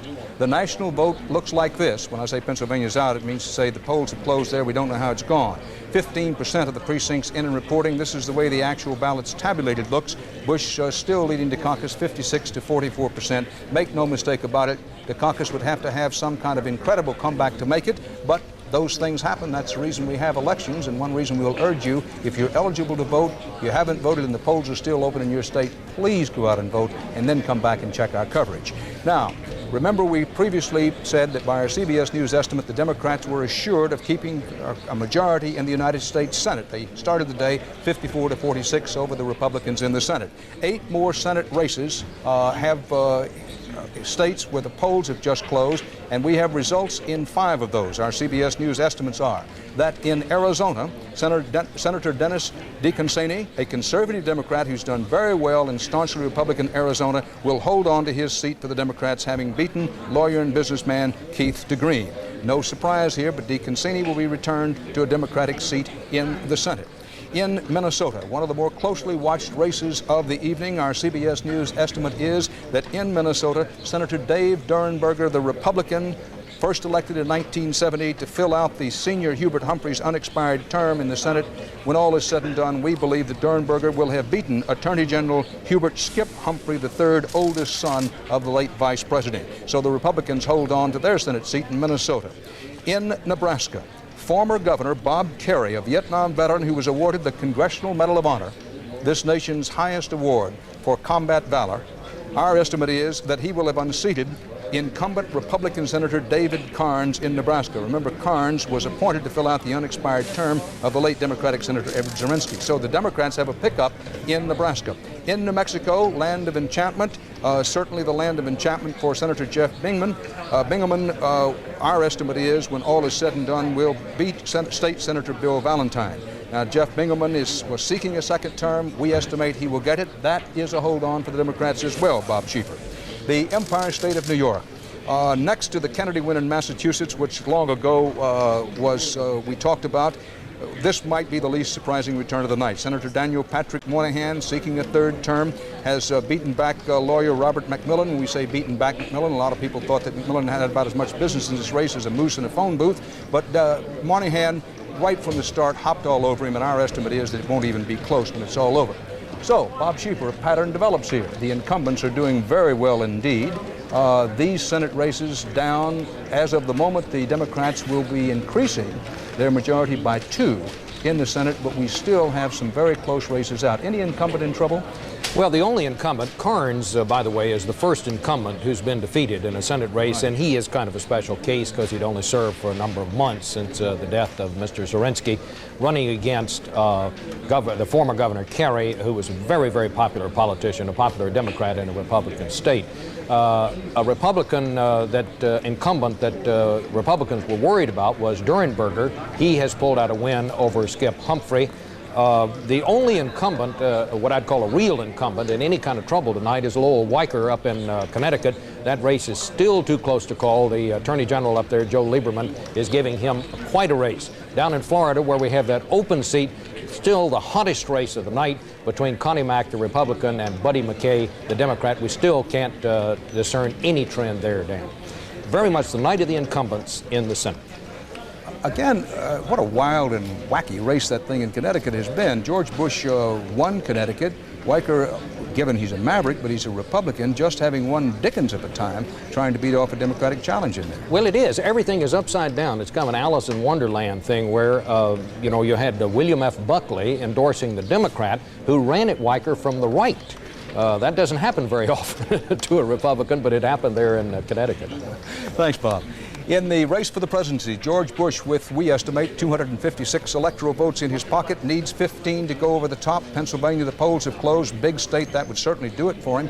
Where does George Bush get the winning margin, if indeed he does? Dukakis has had at least a mini comeback the last 15, 20 minutes. Dukakis winning New York and Illinois to go with Massachusetts and the District of Columbia. Our CBS News estimate is now in Louisiana. Sportsman's paradise turns out to be something along those lines for George Bush. A lot of oil and gas trouble in Louisiana, a lot of economic problems, but they went big for Reagan and they go big for Bush. Bush gets 10 of the 15 electoral college votes he needs. Ever closer now. It's move to the edge of your seat time if you're a supporter of the Bush Quayle ticket. And can you imagine what's going through the minds of George Bush and Dan Quayle at this hour? Oh, so close. Oh, so close, but not yet there. 270 needed to win. Can we put up that board again? 270 needed to win. George Bush has 266. Michael Dukakis, getting New York and Illinois, edges up to 76. So this could be the moment, any moment now, It's not yet there for George Bush, but it's hanging oh so very close. And we'll be talking about that during this next 45-minute period. Again, yes, it's possible for Michael Dukakis to win, but he's got to start getting an awful lot of miracles going his way. So Bush has carried Louisiana. Now, remember that earlier on we talked about those states, Virginia being one of them, which George Bush would carry, and carry quite handily, yet the states would elect a Democratic United States Senator. In Virginia, we had a turnover. The Democratic senatorial nominee, the former Governor Charles Chuck Robb, is with us now from Richmond, Virginia. Newly elected Senator Charles Chuck Robb, if our CBS News estimate is correct. Congratulations, Governor and Senator-to-be. Thank you, Dan. You intend to run in 1992 for the presidency? No, not at this point. I'm going to postpone your magic moment for a few minutes to see if we can't give Mike Dukakis a little opportunity to round up the needed votes. Governor Robb, what happened in the South? You won your Senate race very handedly, but Michael Dukakis and the Democrats have taken a fierce, terrible beating all through the South. Well, it was pretty much expected. I think we figured out early on that it was going to be difficult simply because of the difficulty in relating to some of the core values and the basic appeal that has been so effective in the South. I'm going to ask somebody. I'm getting a tremendous feedback in my mic that I can't hear. I'm getting a rattle. Somebody turn off a switch someplace. Thank you, Governor. We'll try to do that. And you're showing the kind of poise I know that you had as a company commander in Vietnam. And Bush wins. Our CBS News estimate is, Governor, pardon me for just a moment, but I know you want to hear this. Stick with us if you will. Our CBS News estimate is that George Bush will be the next president of the United States, and that Dan Quayle will be the next vice president of the United States, given what we believe to be the fact that Missouri's 11 electoral votes in a particularly hard-fought and expensive contest, that Bush will win it, getting 11 electoral college votes. So let's take a look at our map now. It's over. George Bush wins, carries Quayle in with him, and the next president of the United States will be George Bush. And we said a moment ago how tense it must be in the Bush and Quayle headquarters and homes tonight, because they were getting very close. Keep in mind how long George Bush has worked and dreamed about this moment. Here was a man raised as the son of a senator, sitting around the dinner table at night. I think you can well imagine what they must have thought and talked about when they talked about, well, George, you know, you've got an obligation to do public service. And George Bush, from the moment he began thinking about what he was going to do with his life, thought about public service, and public service at a high level. And almost all of his adult life has been aimed at the presidency of the United States. He now, by our CBS News estimate, will achieve that goal. George Bush will be the next president of the United States. Bob Schieffer, for Bush, whom you covered all those months, it must be a big personal triumph. He's not a person given to great outbursts of joy or sadness, except at exceptional moments, but heavens knows this has got to be one of them.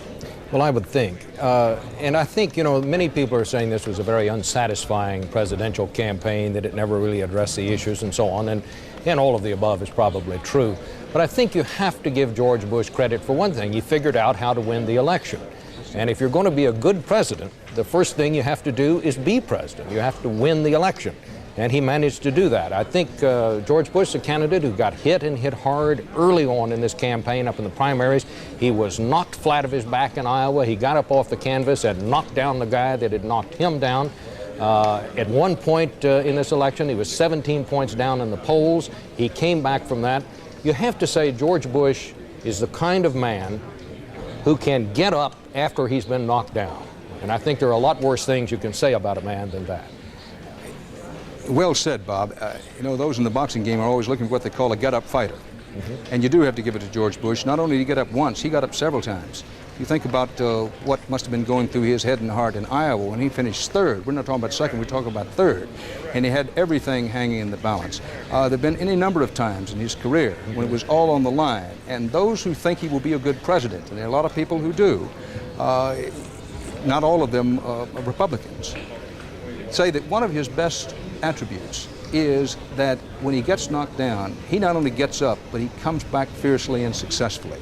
Let me pause and say that when we say we believe George Bush will be the next president of the United States, please keep that in context. That is our CBS News estimate. Our CBS News estimate is that when all is said and done, there's no doubt in our mind that George Bush will have carried at least all of the states you see in red and have at least 277 electoral college votes, 270 needed to win. Missouri, by our estimate, was the one that put him over the top. Michael Dukakis has 76 electoral votes, having won Illinois, New York, Massachusetts, and the District of Columbia so far. But this is important. And maybe this is live from the Washington, D.C. Quail headquarters. Happy celebration, and why wouldn't it be? Long, hard struggle. Let's pick up some of the sights and sounds as they celebrate Bush and Quayle going over the top in at least the estimates. As we remind those of you in states where the polls have not yet closed, please do go out and vote if you haven't already done so. 8477. Well, as you can see, their map is running quite a little ways behind ours, but on the other hand, they put their money into getting votes, not in finding out how the votes had been cast. Eric Ingberg, pretty quiet in Houston, I guess. Well, Dan, the heavyweights from the Bush campaign, the Jim Bakers and other campaign strategists, purposely chose to stay away from this hall. With us. The campaign leadership doesn't want to come here until they can make a triumphal procession, Dan, which of course is quite understandable. And they are a little bit behind the CBS tabulations, although they're all feeling pretty good. I just talked to Senator John Tower, who is one of the Bush advisors on defense, and said, what does it look to you? What does it look like to you? And he said, it looks to me like a blowout. So they're in a very confident mood, but they are not going to come down and proclaim victory for quite some time, Dan. You mentioned John Tower. He has aspirations to be Secretary of Defense in the Bush cabinet, doesn't he, Eric? Well, as you'd guess, I asked him about that, and he said it was too early to say he wasn't interested in it. I got the distinct feeling that he's open. He'll keep his phone lines open here, but he didn't voice any feeling that he was going to get it, but everybody knows that Senator Tower would like very much to be the defense secretary someday. There is going to be a lot of transition talk here over the next 24 to 48 hours. Vice President Bush does have a transition team working at filling in names on a big chart of the federal government, but he has been very careful to keep a lid on that list. We don't have a very clear idea about the cabinet, for example, although there has been widespread speculation in Washington, as you know, that Jim Baker will be the next Secretary of State. Bush won't comment on that, however. Understandably so. He may hold a news conference tomorrow, we're told, probably will. Now, let me pause and say that our CBS News estimate is, for those of you who may have just tuned in or those who may have gone away from the set for a few minutes, is that George Bush will be the next president and Dan Quayle will be the next vice president. Our headline of the moment is George Bush has been elected. That is our CBS News estimate. The national vote total of the votes in and counted, if we can get it up for you, we'll show it to you, runs well behind, of course, what we know from our exit polling and other sources about how the election is going to turn out. I know that many of you are still in states. This is the these are the vote totals actually in and counted. 17% of the national precincts in. Bush's margin over Dukakis running 56 to 44%. It does make a difference for those of you who are in states where the polls have not yet closed for you to go out and vote. And Bruce, give us a couple of reasons why that's true. One is it makes a difference whether the new president comes in having swept a lot of states or not so many. It makes a difference not just who controls the Senate. We now know the Democrats are going to control the Senate, but whether he can bring some senators in with him.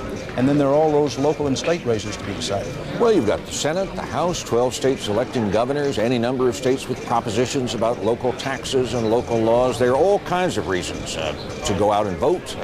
There are a lot of issues. There are issues in every state that are going to get resolved. State legislatures are going to get picked. That has a big effect on how you live. Bruce, it's such a moment ago, in the moment when Bush went over the top, whether you like George Bush or don't like him, whether you voted for him or not, it's a catch-in-the-throat story of a man who can dream, who has his eye on a star up there for a whole lifetime to finally achieve it. That doesn't happen very often in life. How did George Bush do it, particularly after he finished third in Iowa? Well, I think first he came back very strong in New Hampshire. That was tough personal retail campaigning of a kind he hadn't done very much in Iowa. Once he was the nominee, I think Bush's job was to retain the Reagan Republican coalition. He campaigned on its slogans: peace and prosperity, 4 more years. If you like the job Mr. Reagan has done, you'll like me. He had the advantage, I think, of a relatively simple message, because things were pretty good in the country. You could put that on a bumper sticker or a television ad. The Democrat, whoever he would have been, I think always had a harder sell. Well, things are okay now, but aren't you worried about the future? Michael Dukakis's task was to find some way to get that message through to the electorate, and he failed. His other task was to find some way to respond to very effective, very professional, negative campaigning by the Republicans. Dukakis is soft on guns, soft on crime, and he failed to do that. Bush ran on his message, kept the Republican coalition together. Dukakis had to crack that somehow and couldn't. And in the process, George Bush did a very difficult thing. He accomplished a very difficult goal, which was to change his whole image with the public perception. Joining us now from Chicago is the Reverend Jesse Jackson. Reverend Jackson, thank you for being with us. It looks like the Democratic ticket not only is going to lose to Bush Quayle, but is going to be absolutely swamped by the Republicans once again among Southern whites. Why do you think that's happened, and what, if anything, can the Democratic Party do about it? Well, I'm not sure yet. First, let me say that the people on the West Coast, the polls are still open, and they really must vote. Their vote does count. If your projections hold up, we must say Mike Dukakis has run a clean, integrous, and gallant race, and George Bush is to be congratulated. And his basic projection of a kinder and gentler nation must be a commitment that both Republicans and Democrats rally to, because the campaign is about behind us now. But the need for prenatal care, for Head Start, for daycare, for these 650,000 family farmers, those problems and those challenges are there. And I hope that we will look ahead to that and all will leave this night with a very positive attitude. If we have lost the White House, there's a mixed blessing that we have gained in the Senate, gained in the House, and therefore the Democratic Party must look forward to expanding our coalition. But don't panic. We've run a good race, and we are still very much a strong force for justice and change in our society. Reverend Jackson, what's your own political future? Do you intend to stay in the Democratic Party? Do you intend to run for president in 1992? Well, it's much too early to talk about 1992. I've talked with Jim Wright just a few days ago, and Tony Naya, and talked with Murray Downing and Maxine Waters and other Democratic leaders. We must very soon now broaden our base, cut our losses, protect our gains, look for the legislative agenda that will deal with, Willie Horton is behind us now. The flag contest is behind us now. The budget deficit is before us now. And farmers and workers are before us now. I think 1989, there are big city elections, 1990, census count, 1991, reapportionment. So there's a lot to do, a lot of meaningful work, and I plan to be involved right in the heart of it. Thank you, Reverend It's been a great year. Thank you very much. George Bush wins, according to our CBS News estimate. Dan Rather at CBS News election headquarters in New York. Delighted to be here. Congratulations on your big win. Thank you very much. When, if ever, is the Democratic Party going to stop nominating union label Northeastern liberals and going down to the kind of defeat that the party suffered tonight? First of all, as we say, it's not over till it's over, and it is difficult now to see the real possibilities putting this together for Mike Dukakis, but it's still possible if everything falls the right way. But I think what is important is the strong showing that's been made by many Democratic members for the United States Senate and in the House of Representatives. And what they've been talking about are the things that Governor Dukakis has been talking about, the things that are really of central concern to average families, the daycare, issues of the minimum wage, health issues, environmental issues, whether people are going to be able to own a home or not. And those are still very, very powerful issues that are in the minds of people across the country. And we'll look forward to pressing those in the new Congress. Is, in your opinion, liberalism dead in this country at the moment? I'm proud to be in the tradition of a Franklin Roosevelt and a Harry Truman, a John Kennedy, and a Lyndon Johnson. They're the ones that have, I think, made an indelible contribution to this nation. I think we're a fairer country, a more decent society, a more just society because of their leadership. And I'm certainly proud to be in that tradition as a liberal Democrat. I think what is important is the things which are really concerned to the families in this country, and the daycare and the parental leave, health care, minimum wage.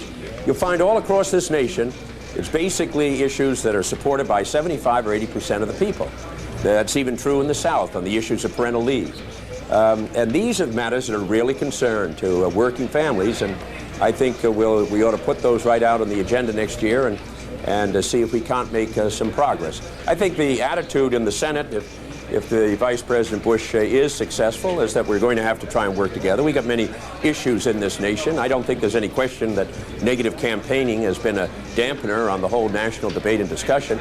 But I think there's a general recognition in the Senate and the Congress that the problems we're facing are too big, too important, not to try and find ways of dealing with them. Senator Old Devil Clock has it. Thank you very much. We appreciate you being with us. Again, congratulations. When we return, talking more about the Bush-Quayle victory, we'll be talking to Mike Wallace. So stay here with us. Still a long way to go.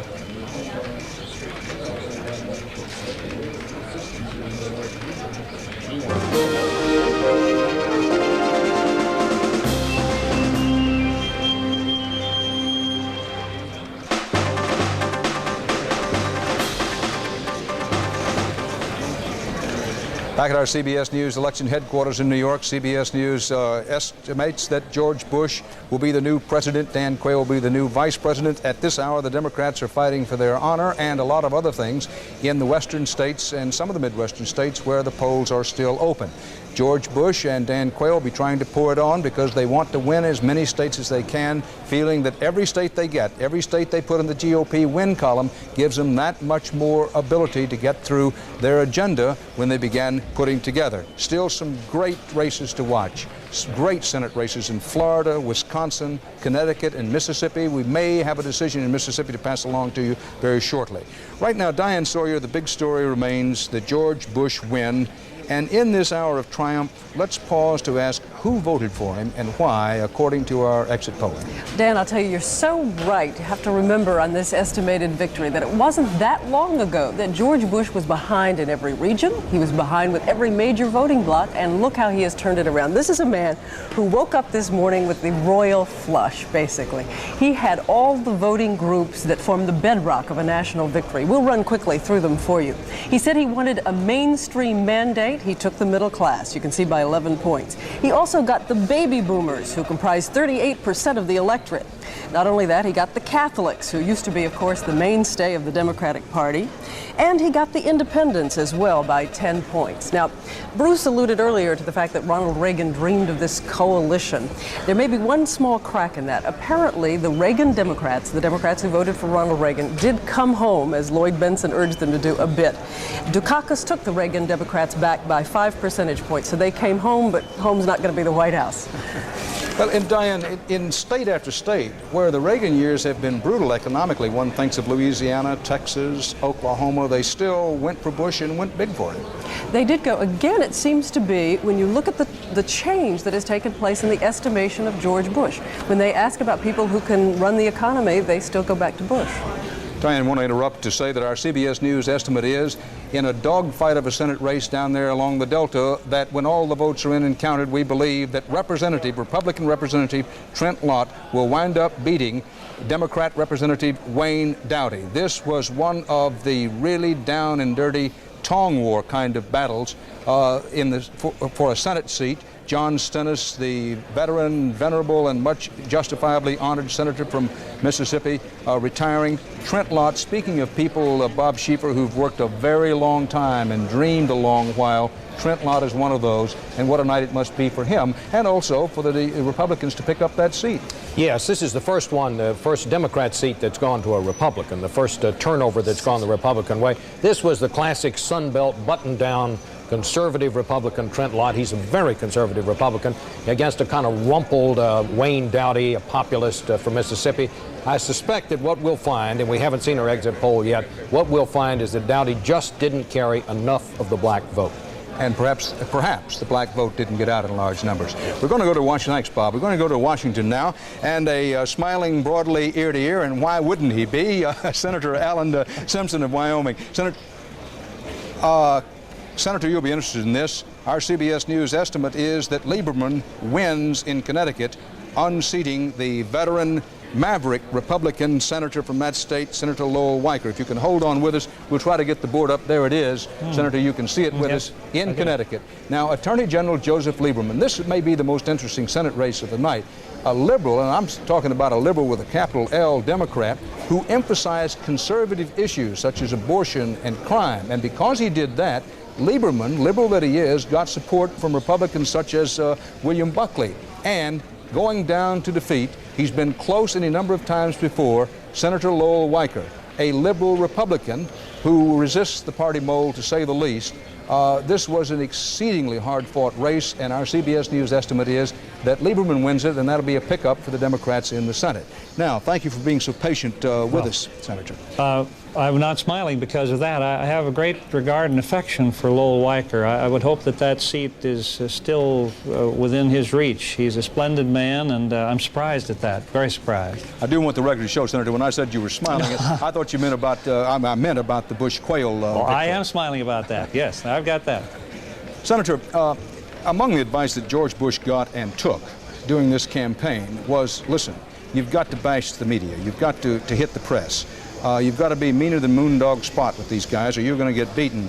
Do you expect that he will continue that, not only with the press, but with his opponents, as he did during the campaign when he moves to the presidency? Well, I don't think it was quite that way. I think that he really laid Dukakis's record wide open, and you had some very passionate things. I heard some of what Ted was saying as I came in earlier. You get those issues of gun control and capital punishment and those things in the mix, and that distorts the things you talk about as to the media. I think everybody deserves to do a little media bashing. It's been a tedious process, poll after poll all day long. You have polls for breakfast, polls for lunch, just bizarre. And then the questions that were asked at the national debates, and I was there at all three of them, questions like, what did you do at your summer job in college, which is a vital thing to find out from all people in America. It just means nothing. The people say, what is this all about? And there's an irritation welling up, as it has welled up for a long time with us, those of us who are in politics. And I know you agree that in some ways, the Democrats will just have to hang their heads in shame. We don't know the answer to that. And what is the 101st Congress of the United States going to look like? Now, our CBS News estimate is, this is another headline of the hour, that when all is said and done, that the Democrats will probably have 255 seats in the House of Representatives, exactly what they had as this particular Congress went out. There were 2 open Democratic seats, but we think when all is said and done that the makeup of the House will be about as it was the last time when they counted. Now, just before 10 o'clock, this was the shape of the Electoral College map. 40 states plus the District of Columbia decided. By our CBS News estimate, Bush went over the top of what he needed to win with all those states in red. This is a major triumph by anybody's estimate for George Bush and Dan Quayle. Our estimate is that Bush already has, having all the states in red, 287 electoral votes with only 270 needed to win. But very good night for Dukakis. No Democrat in the 80s has come close to doing this well, and there's still a lot of states with the polls still open. All the states in brown have the polls still open. Dukakis has won Illinois, New York, West Virginia, Massachusetts, plus the District of Columbia and Rhode Island, and has 86 electoral votes. The states in white on your map there, red for Bush, blue for Dukakis, the ones in white are where the polls have closed, but we do not yet have decisions. All of those states, including the big one of Pennsylvania. Don't forget California, they're still voting out there, so there's still a long way to go, but this was the shape of things before 10 o'clock. Now, at 10 o'clock, 5 more states, they'll color white now, going out to the west, had their polls closed, 25 total electoral votes. Our CBS News estimate is Dukakis wins one of them, that would be in Iowa. Bush wins another 3, and yes, he's going to get that Rocky Mountain and Desert State high. 1 remains undecided, that's Montana, where it may get reduced to almost hand-to-hand combat before we know how the result of that one is going to go. Now for the close-ups. In Iowa, the Hawkeye state, where Dukakis expected to do well. Remember that he did not win in Iowa during the caucuses out there. He finished, as a matter of fact, 3rd. And felt lucky to do so, but he carries Iowa's 8 electoral votes in this election. In Utah, 5 electoral votes out there. George Bush was widely expected to win, and he does so, picks up another 5 electoral votes. In Idaho, one of the more Republican states in the West, George Bush proves it again, gets Idaho's 4 electoral votes from the land of the famous potatoes.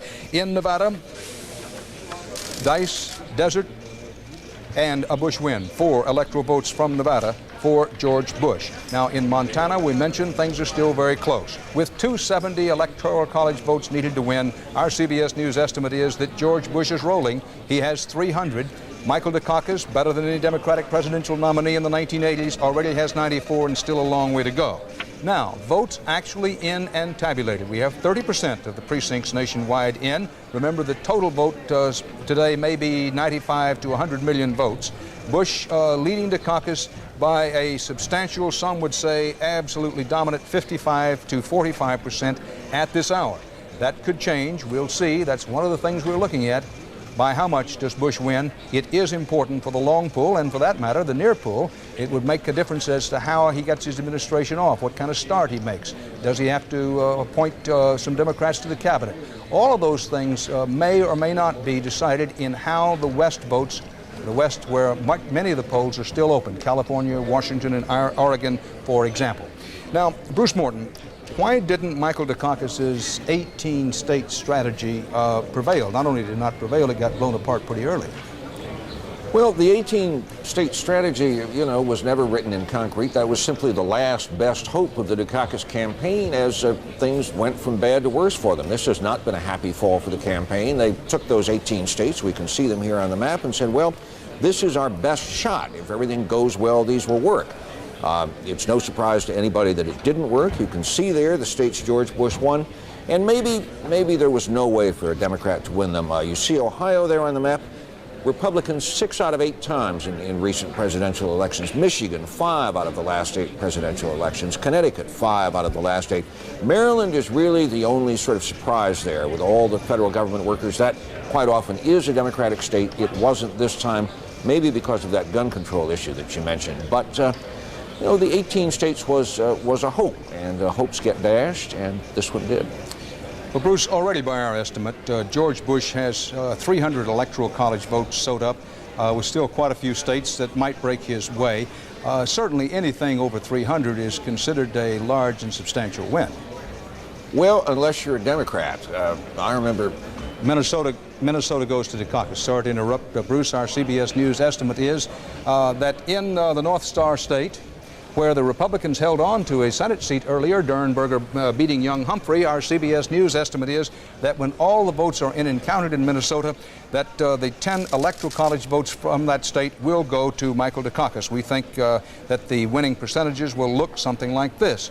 So again, Michael Dukakis adds too little, too late, but it gets to be a matter of honor for the Democrats. It also gets to be a matter of considerable importance, again, talking about what kind of mandate the new President George Bush will have. Minnesota, you may recall, was the only state to vote for Walter Mondale in the last election.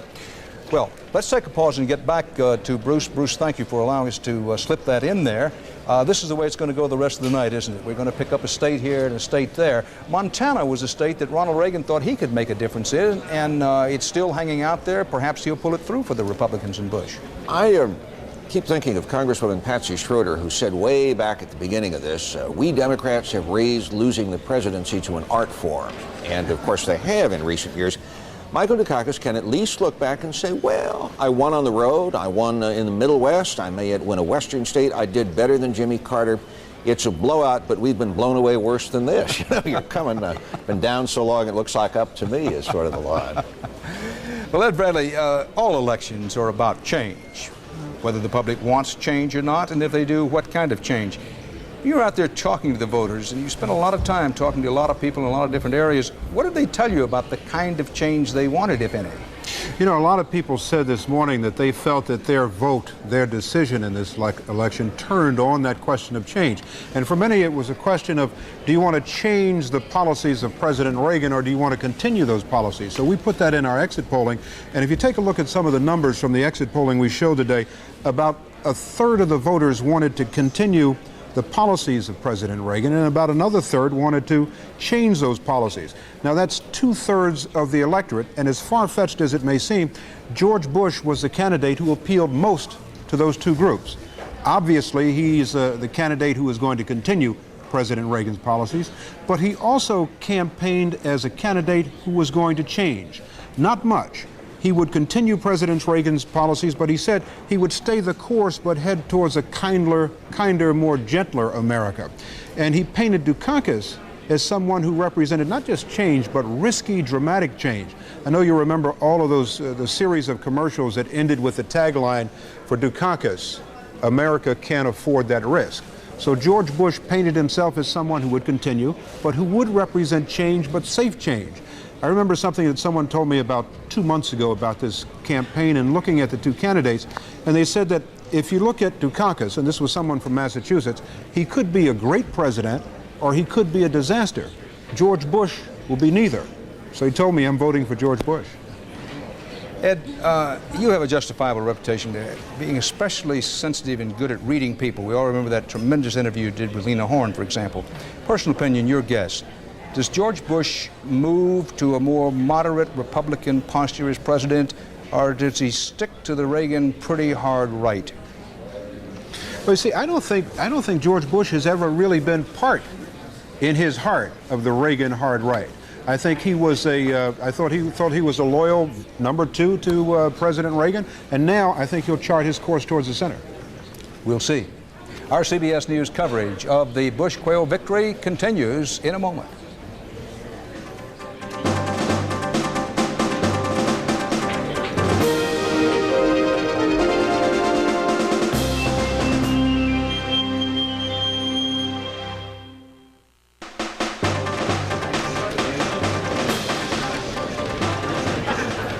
Back at our CBS News election headquarters in New York, let's look them over. Here's the way the national vote stands at the moment.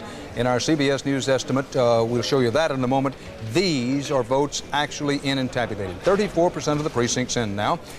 Bush still 54 to 46% over Dukakis, rolling along, and unless something changes, this is going to be an even greater outstanding triumph for George Bush than it now might appear. But there's a long way to go. Remember that only 34% of the precincts are in and tabulated there. Our CBS News estimate is, and has been for some while, that George Bush has more than enough votes to ensure that he will be the next president of the United States. In the Utah Senate race, no surprise here, out in the Beehive State, Senator Orrin Hatch, 54-year-old Republican seeking a third term, one of the most conservative members of Congress, Reagan loyalist and vigorous champion of the New Right's social agenda, beats businessman Brian Moss. So that's a hold on for the Republicans in the Senate.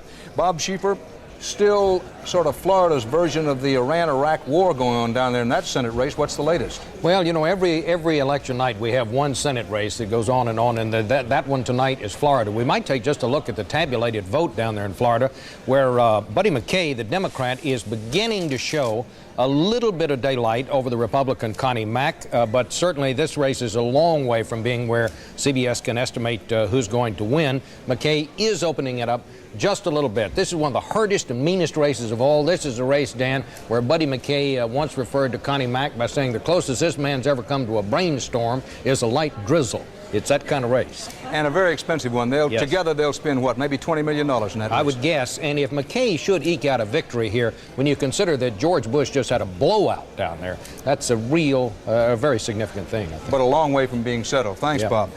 Mike Wallace. It was said of George Bush for a very long time, the rap on him was, well, he never has really won much of elective office. He only won congressional race down there in Texas. But when he wins his next one, what a beauty he wins. Before this campaign, Dan, and you're right, this is extraordinary, because before this campaign, he's won only one elective office in all of his career, a House seat from Texas back in the 1960s. Take a look. Then he'd gotten all his jobs by presidential appointment. To the UN by Nixon, as head of the Republican Party by Nixon, as envoy to China by Ford, to the CIA by Ford, and finally as vice president by Ronald Reagan.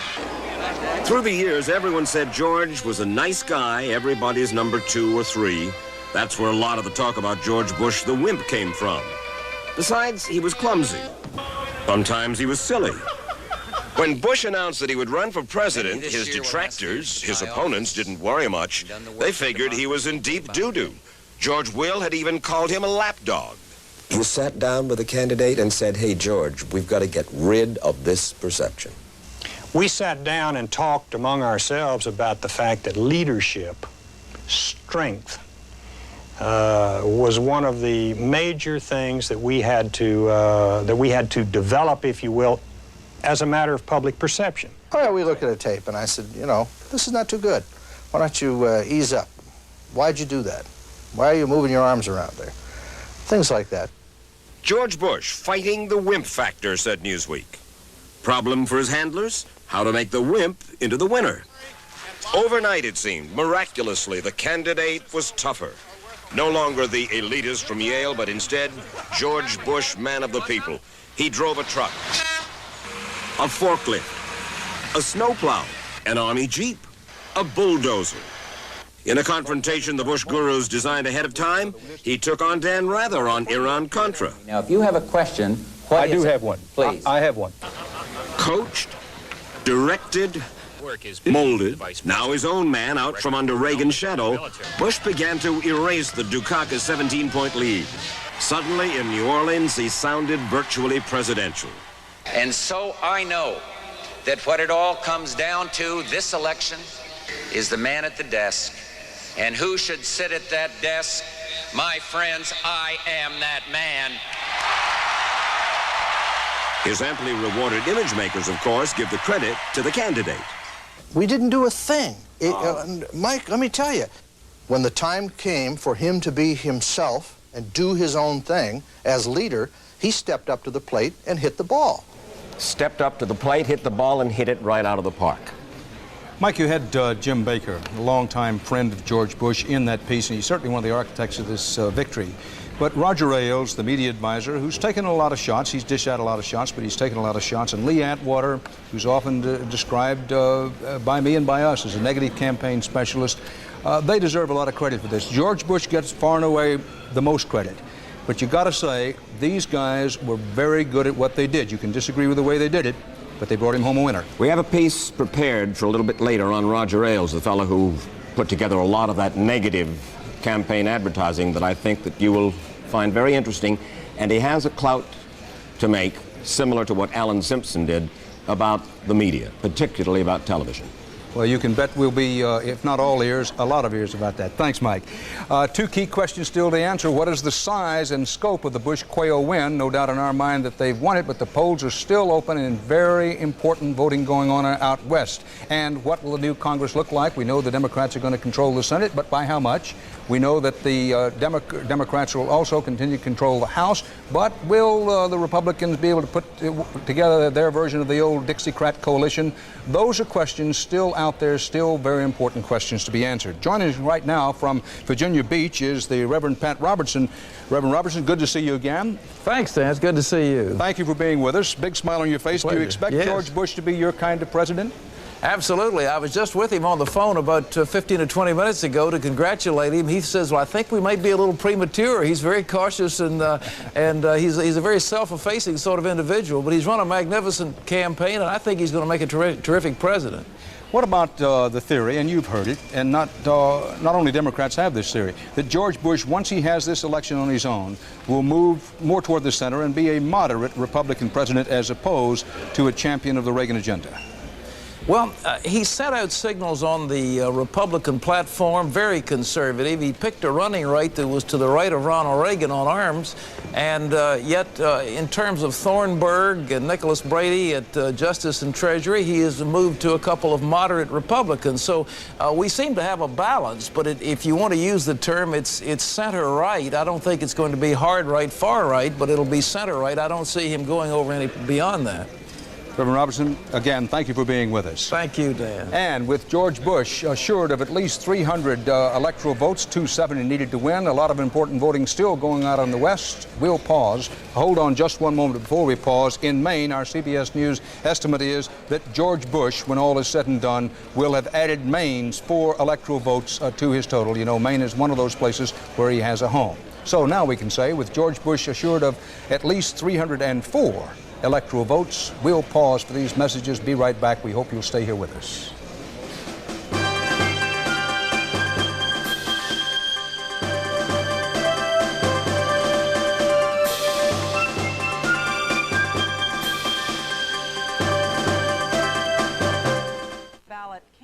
To say that they had achieved some realignment. What's going to happen now because of this return in the House is that, as you said, Dan, Bush is going to have to contend with Jim Wright, and who has his own agenda he'd like to be pushing. The last time a president didn't carry his own party in was in 1960 with John Kennedy, and to make up for that he had to bring Democrats into the cabinet, and they're already saying George Bush may have to do the same. The one incumbent we know who has lost tonight is in Georgia, Pat Swindle.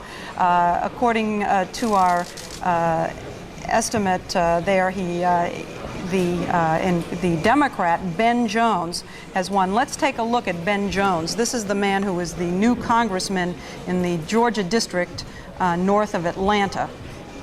He is the actor who played Cooter on The Dukes of Hazzard. He admitted in this campaign that he has more skeletons in his closet than the Smithsonian, but the Republican he beat, Pat Swindle, was indicted in the middle of the campaign in a money laundering scheme.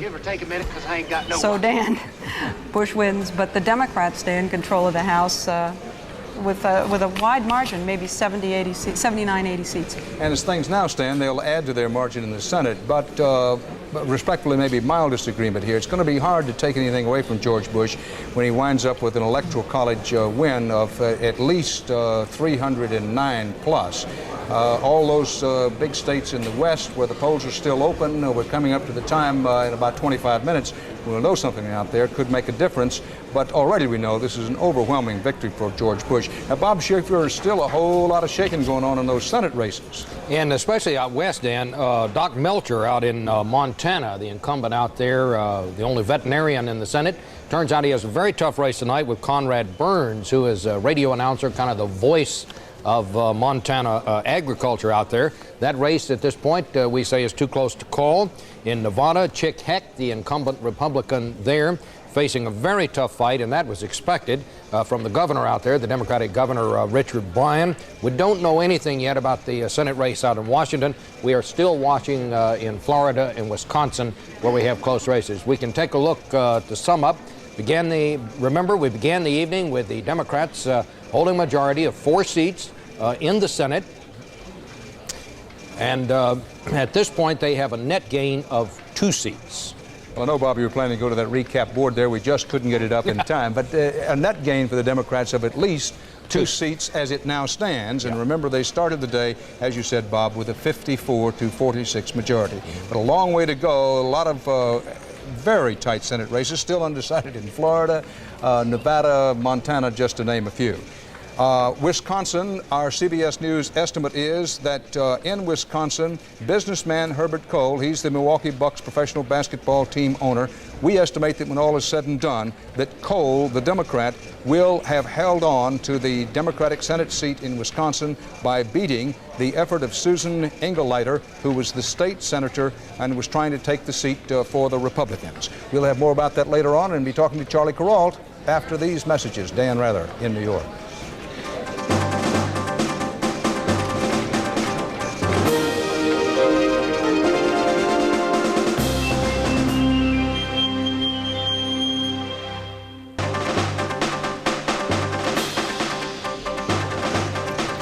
We'll be talking to Diane Sawyer and Charles Kuralt here very quickly, reviewing for you that George Bush is winning and winning rather handily in every section of the country, East, Midwest, Rocky Mountain West. Don't know much about the far West as yet. They're still voting in California, Oregon, Washington, Alaska, and Hawaii. But we feel confident in saying that George Bush will have at least 309 electoral college votes with only 270 needed to win. Diane Sawyer, George Bush's victory has also brought with it something that we heard a lot about 4 years ago, and we heard something about midsummer the so-called gender gap. What happened to it? Well, I'll tell you, Dan, in this trampoline of a campaign, the women have to be the Olympic medal winners. They have been up and down more than anybody else in this campaign. At one point, George Bush was losing among women by 20 percentage points. Let's see how it ended up. Take a look at what happened. In the end, he managed to close it. He lost among women by only 1 percentage point, but you can see he was winning among men by 14 percentage points, which of course points up the corollary problem the Democrats have, namely they haven't won the white male vote in this country since 1964. But nevertheless, that gender gap is persistent for the Republicans the other way around, and it's really Ronald Reagan's gender gap that George Bush inherited. And that's a good point, Diane. So far, George Bush has done much better with women than Ronald Reagan did. Well, it's been up and down and up and down. It turns out that he is doing not as well as Ronald Reagan did in '84, but he's doing about the same as Ronald Reagan did in 1980. And I'll tell you, we looked through all the statistics to see why this was true. And at first glance, it's hard to find. Women cite the same issues as men: middle class, values, economy, crime. Then when we got a little closer, we saw something else. And remember, we talked about that psychological sunny disposition factor. Take a look at men versus women on the economy. You can see here that men are much more hopeful about the economy than women. The proportions are exactly reversed. So I guess we could debate all night why women are more pessimistic than men, but we'll leave that to the living rooms at home to conclude. Thanks, Diane. Charles Grohl, glad to see you back up here with us. What was your sense when you talked to people, rode around, took your time, chatted with them about what they expect of George Bush as a president? I think they don't expect a younger, ideological Ronald Reagan. I think they expect a pragmatic president in President-elect Bush. And they're probably right. He's going to have to be pragmatic if he's going to deal with the problems that face this country in the next 4 years and what looks down like a solidly Democratic Congress. He can put this campaign behind him, I think. He can put that conservative Republican platform behind him. The one thing he can't put behind him is his choice for vice president. We have elected a vice president tonight, after all, as well as a president. We could talk about Dan Quayle a little later. Charles, forgive me for interrupting, but this is live from Boston. Michael Dukakis, smiling, arriving outside his headquarters in Boston, where he has promised to speak sometime over the next 15 to 17 minutes. That, at least, is the last word we had.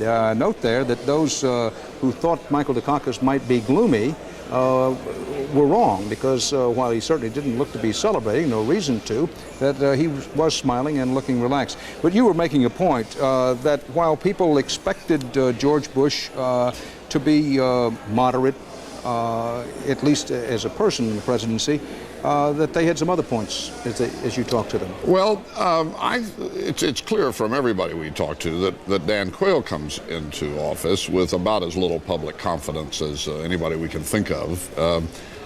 It doesn't matter. Ben Franklin said of our first vice president, John Adams, that the title for him should be Your Superfluous Excellency. Most vice presidents have served and been forgotten by history, and really it doesn't matter unless something happens to George Bush. And I think that's probably still on people's minds. Dan Quayle has a lot of proving himself to do. But the expectations are low, and that could work for him. That while every poll indicates that the Quayle choice by Bush was not a particularly one that was approved, every poll, although the votes show that it was, that he's 41 years old, got a lot of growth left in him, a lot of learning left in him, and people I'm inclined to think will take a new look and say, well, he's the vice president, let's see how he does. Charles, thanks for being with us. We'll talk to you a little later on. And when we come back, we'll review for you how large is large in this large George Bush-Dan Quayle victory, and bring you up to date on those red-hot Senate races.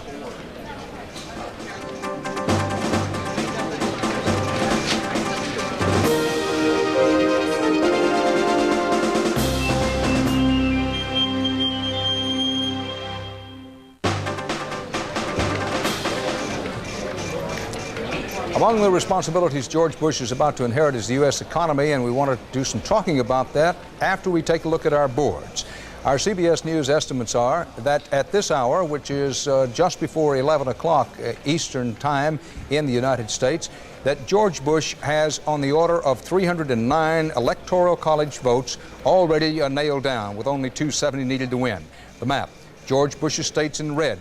Keep in mind he wins in every geographic section of the country. Dukakis' states in blue. He has 115 Electoral College votes. His states so far in the upper Midwest and in the Northeast, including New York and Illinois.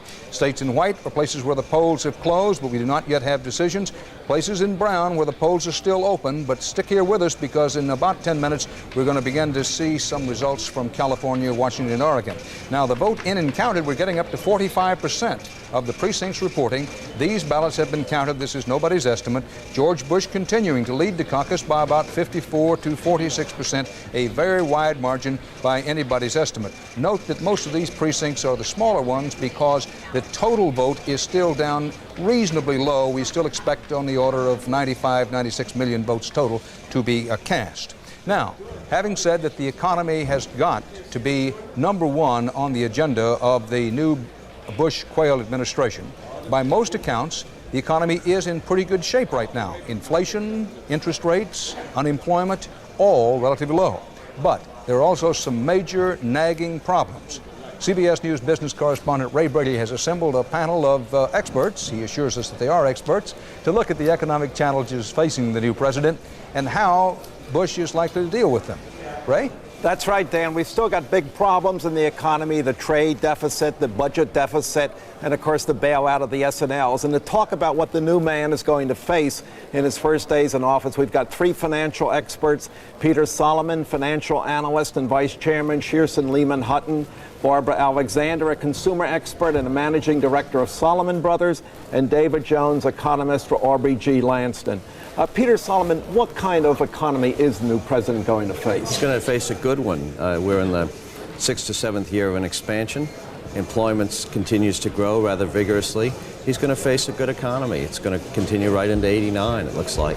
But it's been going on a long time, David Jones. What do you as an economist see coming? Can the good times continue? I agree with Peter. The momentum is good, but I think the new president is going to face some real difficulties as we move into next year. First and most importantly, foreign investors are getting tired of financing all those big budget deficits. So I'm looking for a dollar crisis sometime in the first half of 1989. Secondly, I'm looking for higher interest rates. And third, I'm looking for a stock market that could be in trouble.